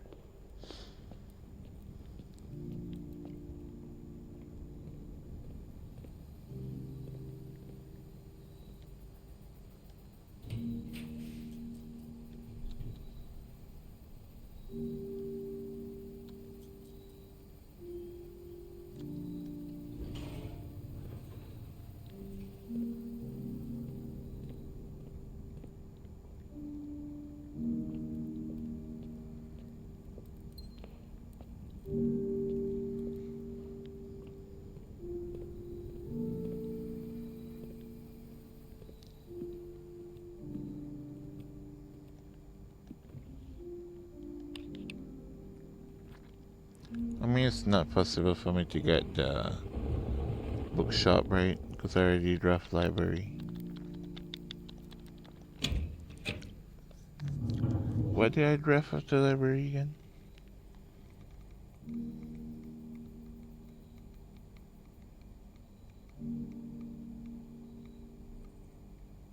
Hmm.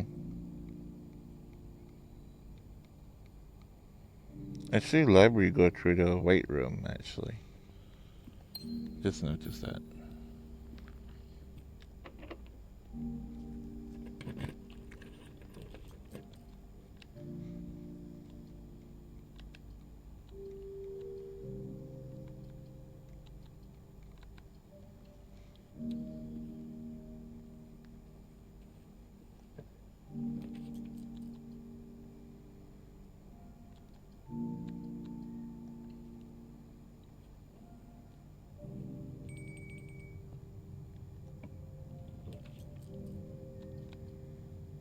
Perfect.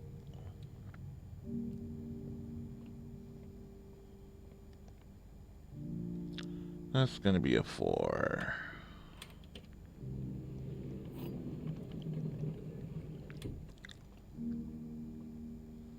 Oh, we still haven't got the, what do we call it? The guest bedroom.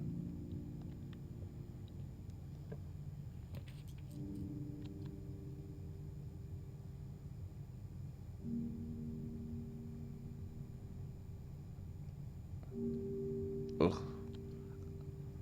I have to take master bed. Oh, dang! I don't have that. It's okay.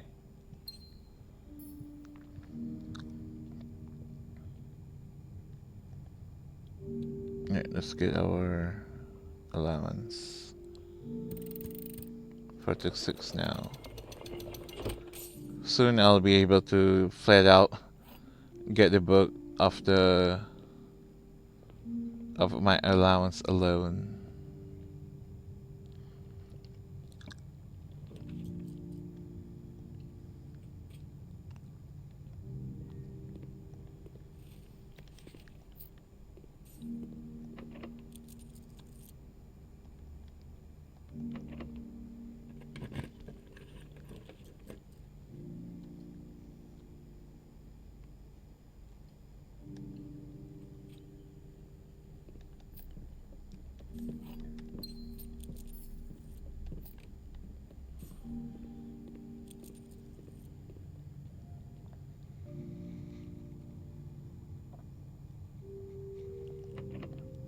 Bruh.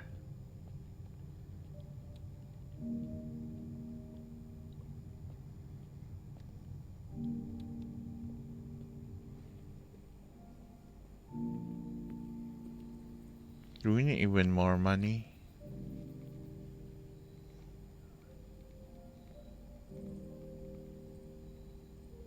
Not really.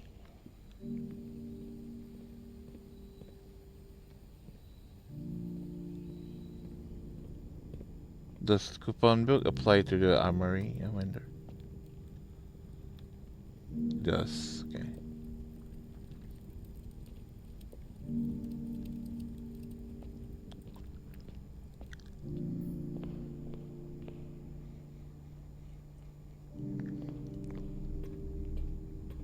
What time is it? A lot of reading in the library cost me a lot of times.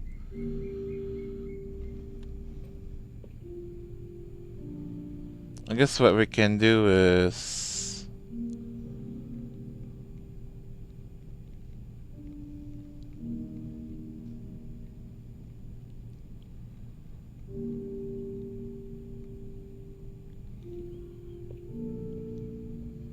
go for the reservoir, I wonder. Yeah.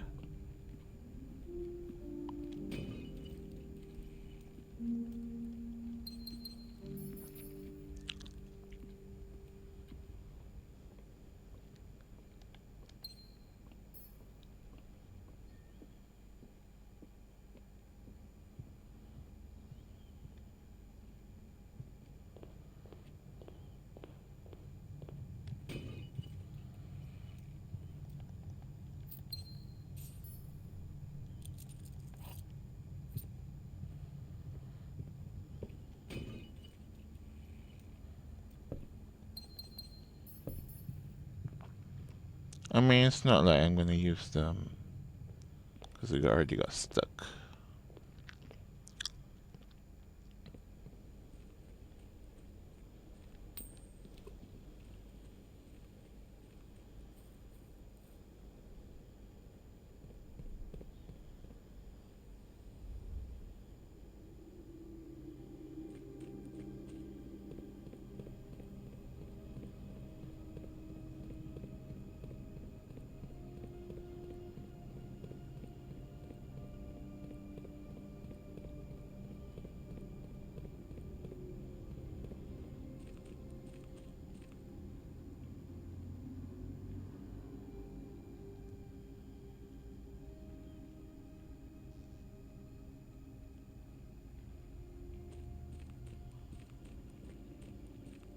Oh, the freaking boat is over there, though.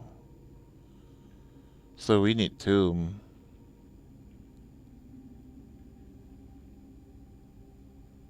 Yeah, we need two more uh, fountain. Is there anything else I can go through that way? Is the elevator reached there? I think it does, actually. Hang on, I want to check something real quick. I try to go there though. Maybe go. Wait, is this even open anymore? I wonder.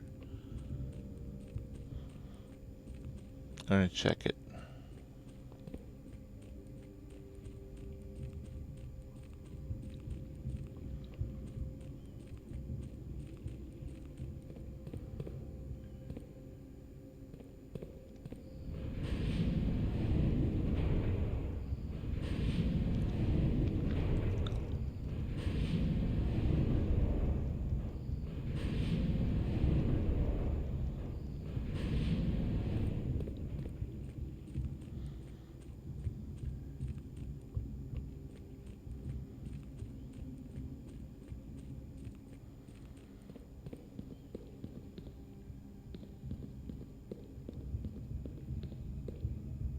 Bruh.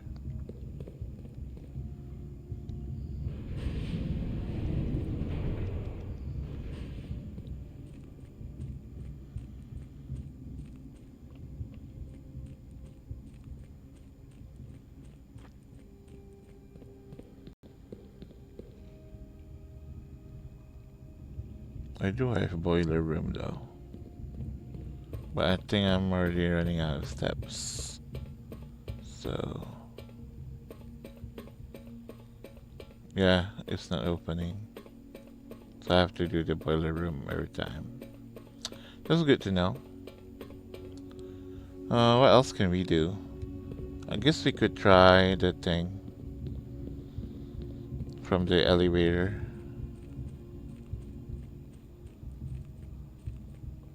The thing is, if I call it down there while using elevator, would the elevator will still be down there? Because I don't want it to be.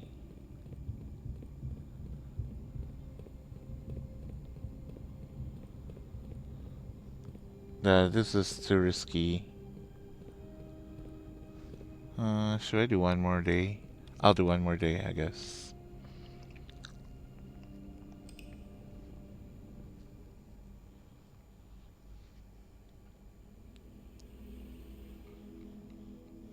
East facing manor. East being favored.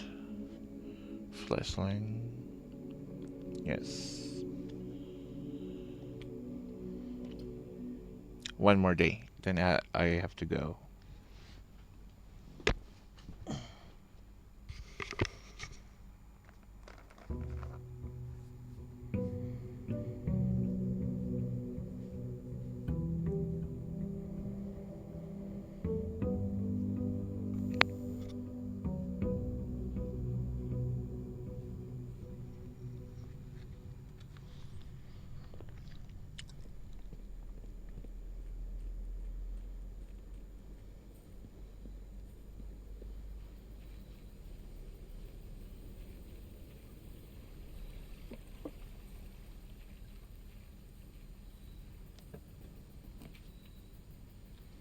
Okay, we can try the schoolhouse again.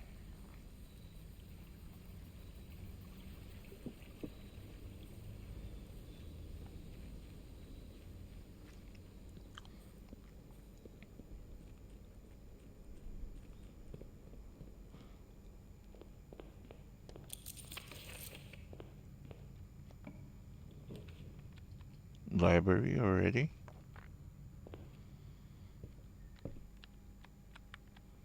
I have this as common. Wow.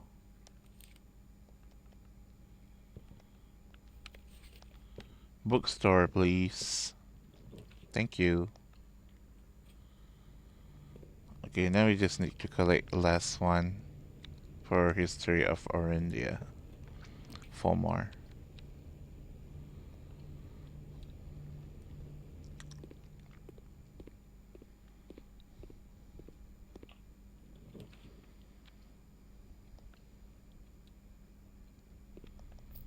There we go. We got the money.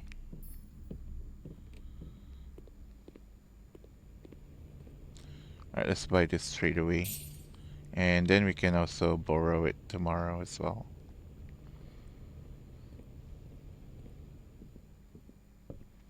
Ta-da! History of Orindia, first edition by Caleb Manning. Yeah, this one got censored a lot, right?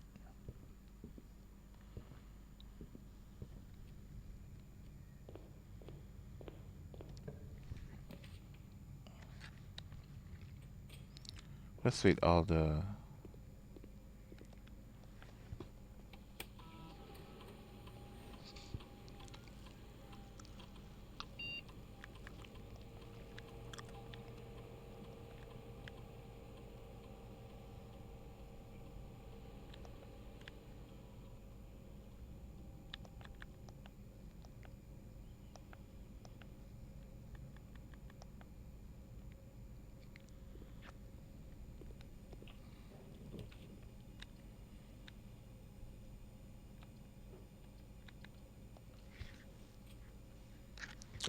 I need facing north.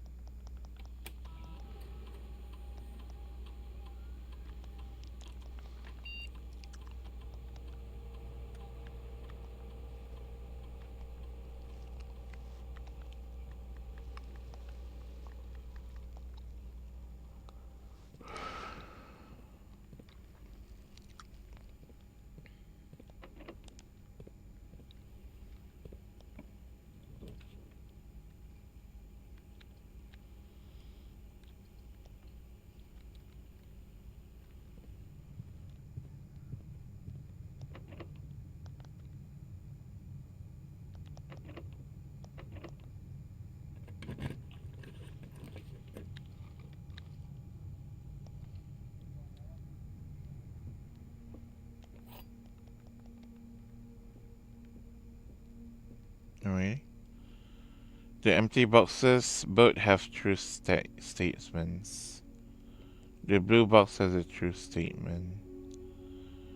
This box contains the gems.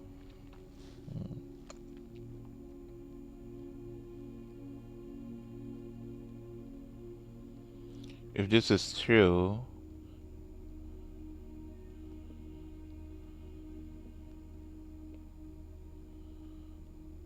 it's hard to say that's the true one. The blue box has a true statement. If this is true, this needs to be true, and this is false. So this shouldn't be the one that with gems.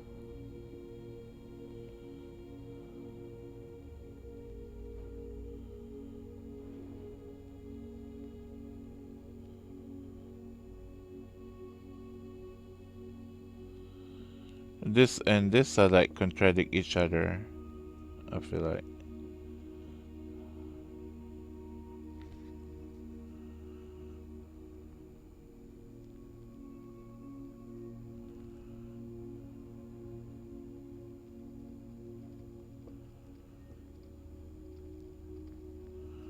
Because if this If this is true, that mean this are empty and this should be true, but this is true. So one of this has to be false for this to be true.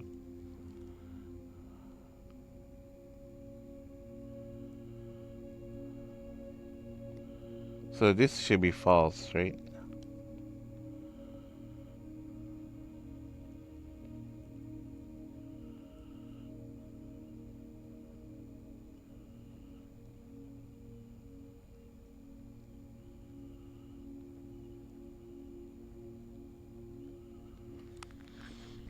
I'm confused now.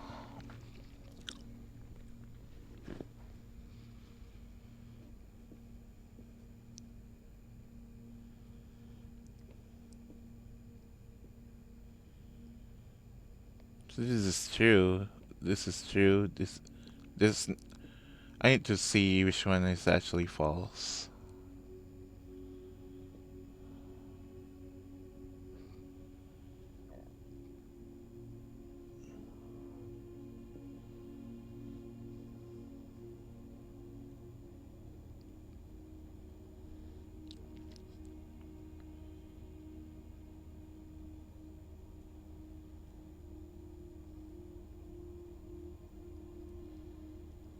So this should be false, right? These two. And this one is true. Whatever, I'm going for this one. There we go.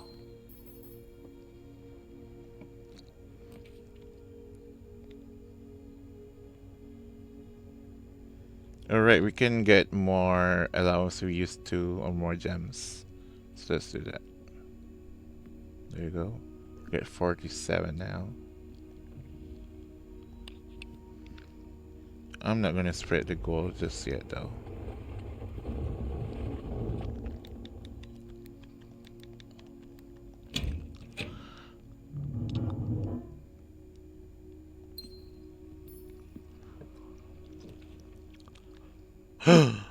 Foundation here. I guess it's not too bad. It's a bit of the middle. But it's a bit to the left. But I don't mind it to be to the left a bit. If it's actually gonna contain like the doorways from the right side.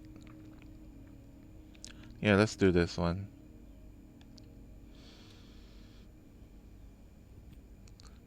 We finally have foundation. Right around the middle part, right? The 5th rank. Yeah. This should be the thing. Yeah. Unless we need like the other floor plans that we need to find.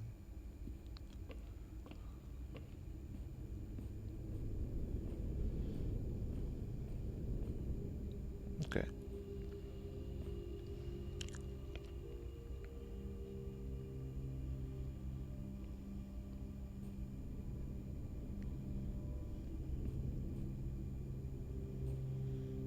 Hopefully we can get behind this. That'd be great. Oh, we don't have the keys. Do we have commissary? We do have locksmith though. Just lock too. Yep.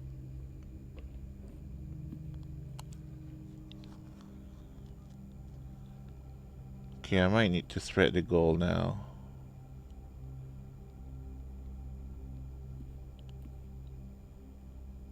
Do I?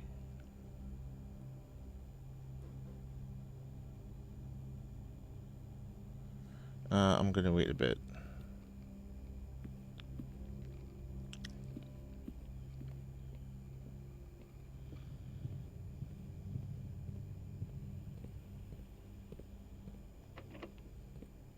Bruh.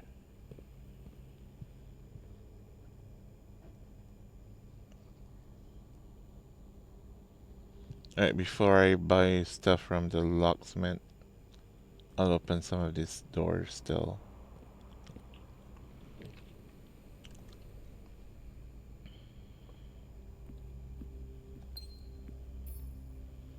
Oh, we're just gonna go for classroom. I guess that's not gonna happen again. Well, we're gonna be stuck here, so I might as well take this one.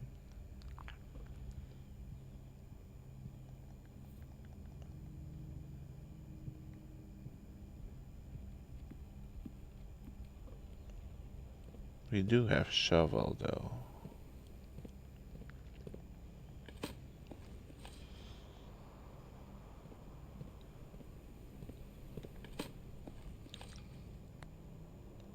Ooh, broken lever.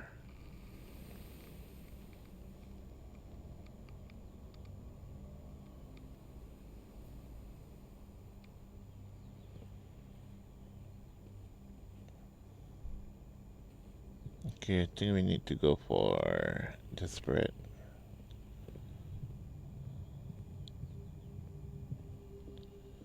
I think I need 10 for the lockpick kit, right?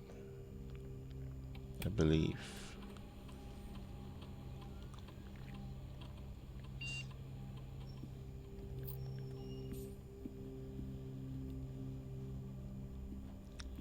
Let's try get like at least 20.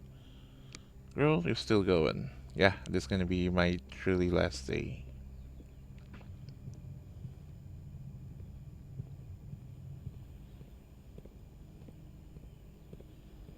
Why? Are you gonna start streaming or what? You're already off, right? This might as well just buy something first. Or I can have 3 keys. This sounds better, I think. Yeah, let's do that. Because sometimes lockpick it is just trash. Not now, but later. Okay.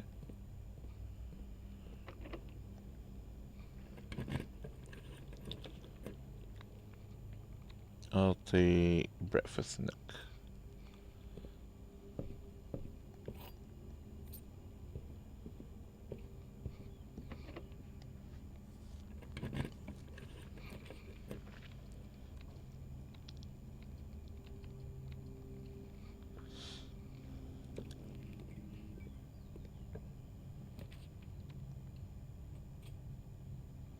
Ooh, passageway, nice.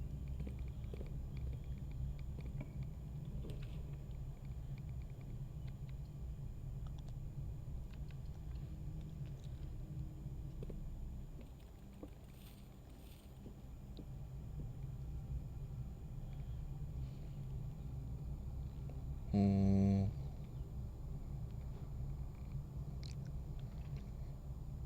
We don't have a way to open the chamber yet.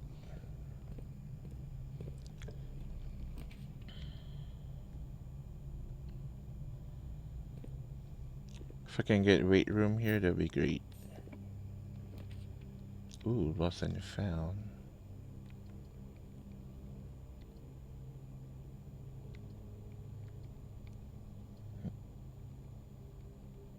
Nah.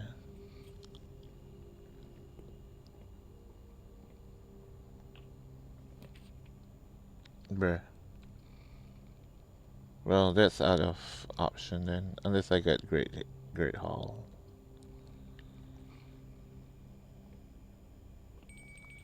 But even then, I need like.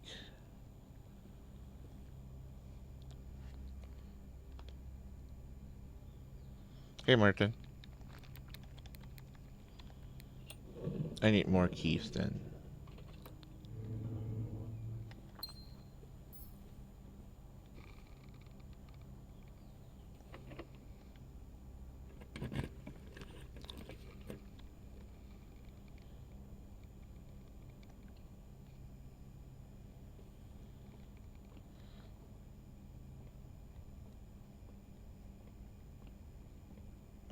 Alright, what we got?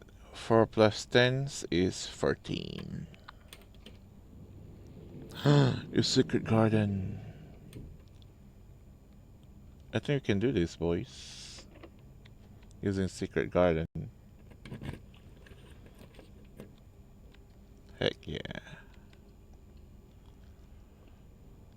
Do I have the thing? I do. Okay. I just need to open it. Ah, I need more keys.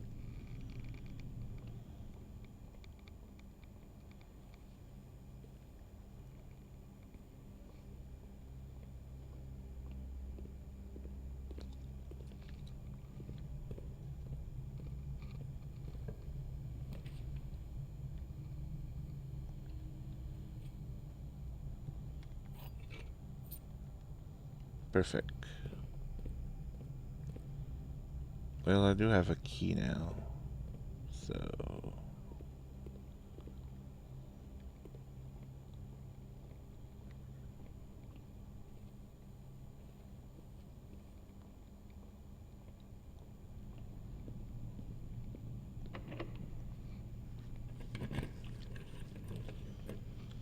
Perfect. Please be locked. Thank you. Hehehehe.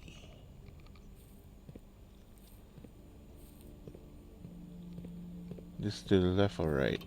Left. Oh, I guess I can just keep going drafting to the left side as well. I'm gonna learn well you cook spaghetti. Ooh.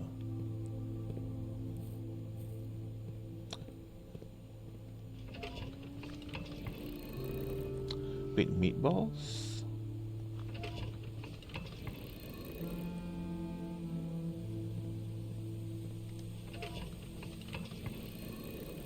Delish. I need to get some breakfast soon too. Don't know what though.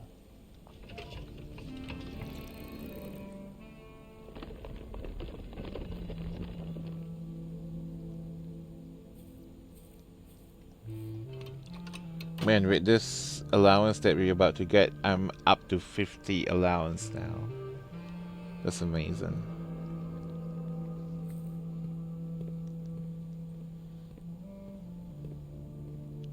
Alright.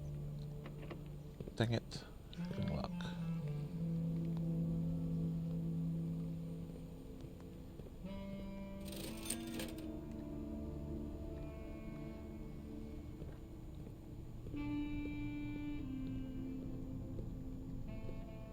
Here we go.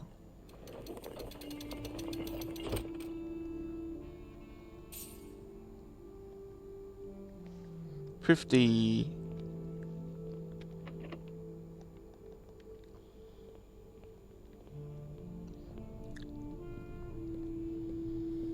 Right. What else can I do?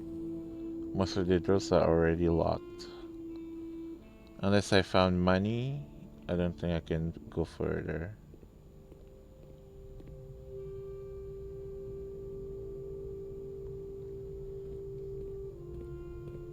I guess we can investigate that reservoir now before I call it, right?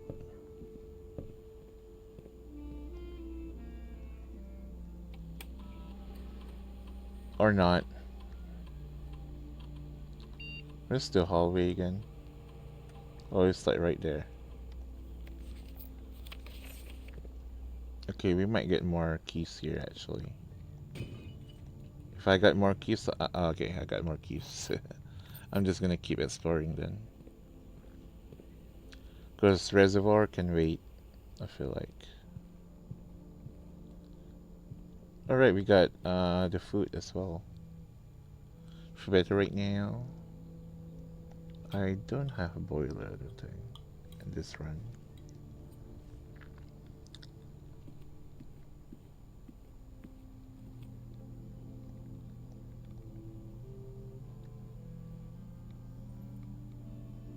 I kinda rather wait for... Please tell me there's coins here. Ah, yes. Let's go.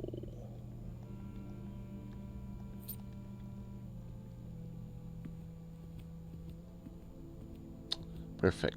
5 keys should be more than enough, right?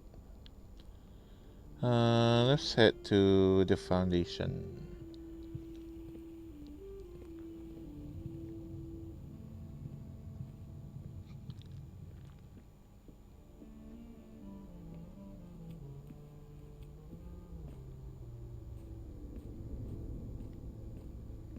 I might still need utility closet too.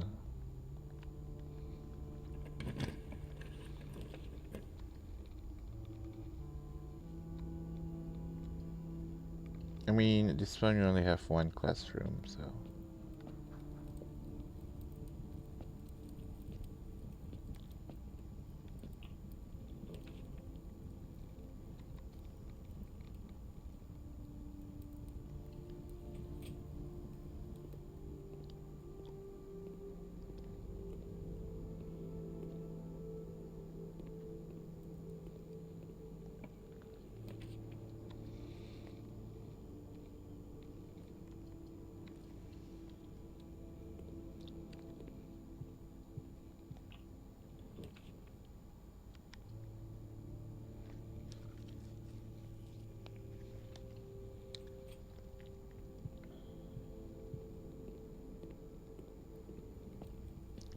Getting rid of a dead end room. Oh, I need to go up here. Wait. Alright, I still need to reach behind that actually.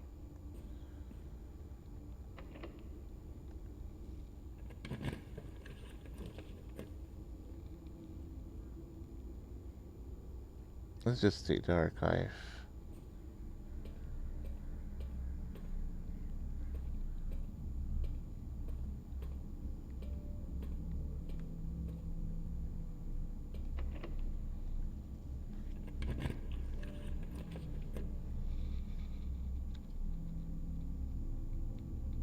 Shoot.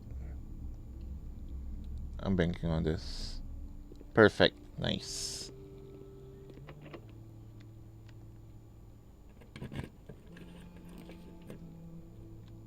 Oh, come on, man.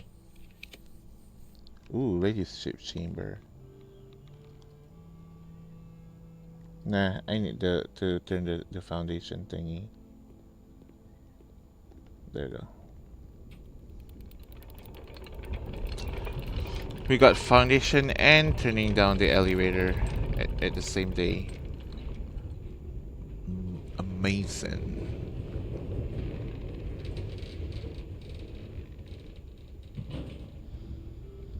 Okay, I don't need to go down there though. Right? Yeah. I think we'll still go down there, but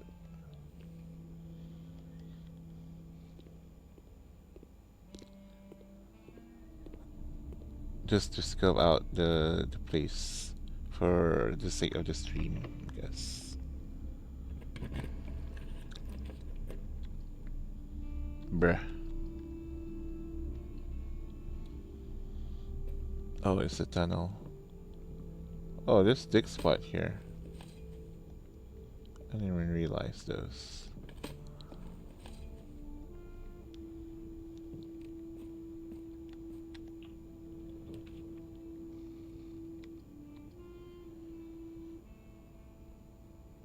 Let's see what this is. Oh, secret passage.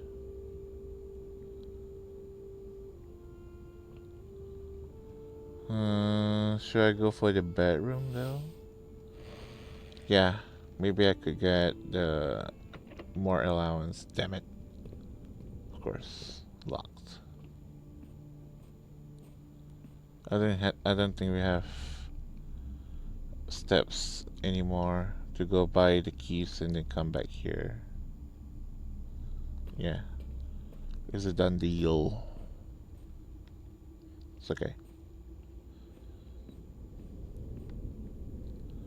If I got that one last key, I could get the last allowance, I think. Here we go. We going down, baby. IKEA meatballs. Ooh. Amazing. Here, just to show the stream. Even back here.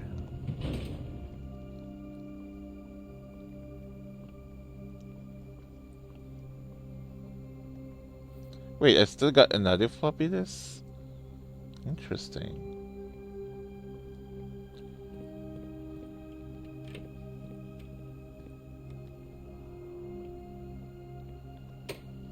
Oh god, do I even have steps? I hope I did.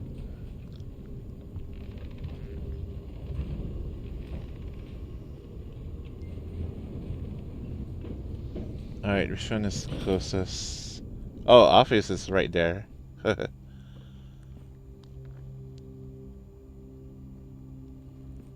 Right.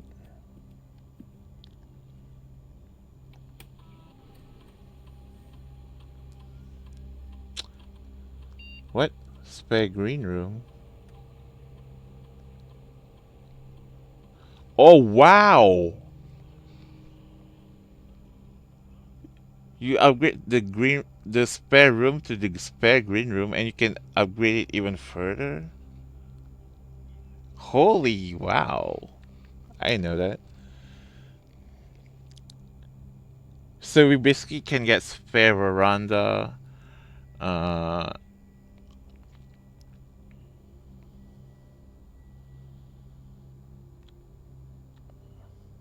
oh god, each of these are super good. I would like terrace though, because the initial terrace is a dead end room, right? Oh, they all are so good though.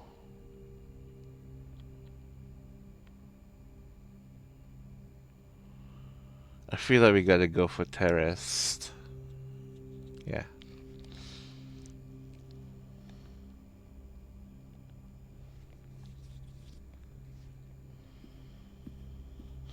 Okay, what else can we do? Can we get a key somewhere? Somehow. Oh, you know what? Maybe I can dig up some stuff.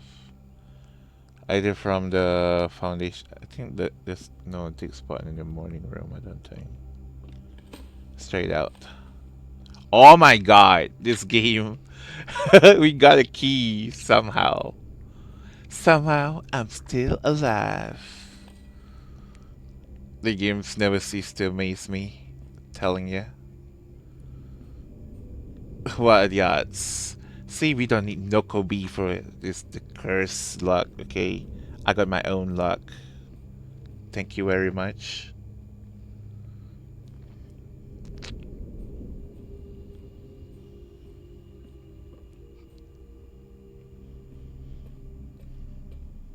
Hey, we're gonna get that allowance increased after all. Wait, I need 2 gems though for that. Never mind. It's okay. Ooh, weekly tough. Already got it. For more keys, but I'm running out of steps already though. Yeah, whatever.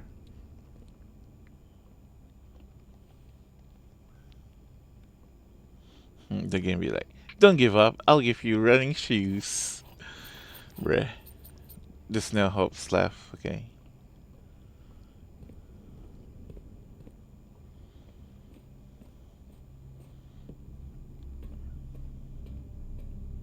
Yeah, if only have enough gems.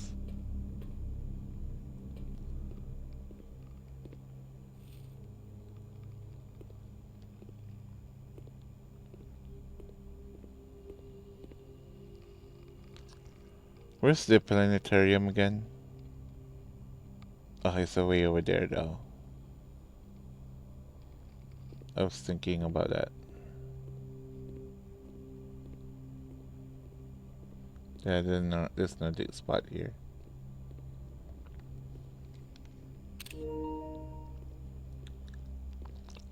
Alright, that's gonna be it then. And we got the Poke spawn as well. How dare you be a Yoko B? Yes, I'm a Yoko B naysayer.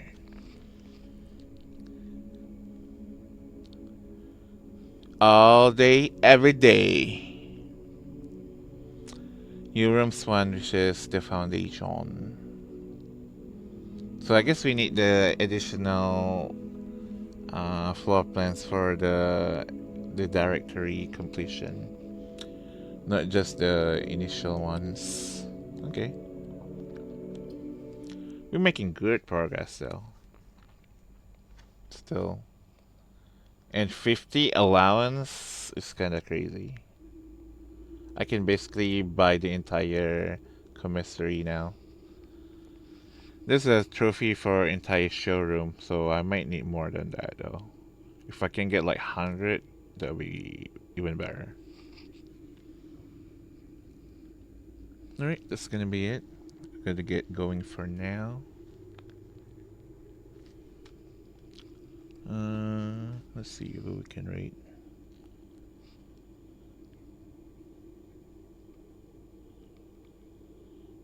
Uh, we can do Yuki, we can do Nikolai, we can do Mojo. I haven't rate Drew in a while.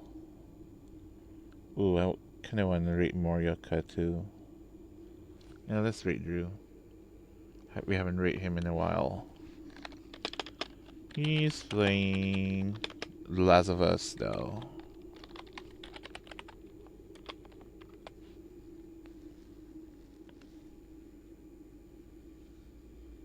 Alright, thank you for watching, lurking and hanging out. Thank you Reddit for the rate earlier as well. Much appreciated. Should I be streaming more blueprints in the future? Maybe one or two more. And then I want to move on to another game, I feel like.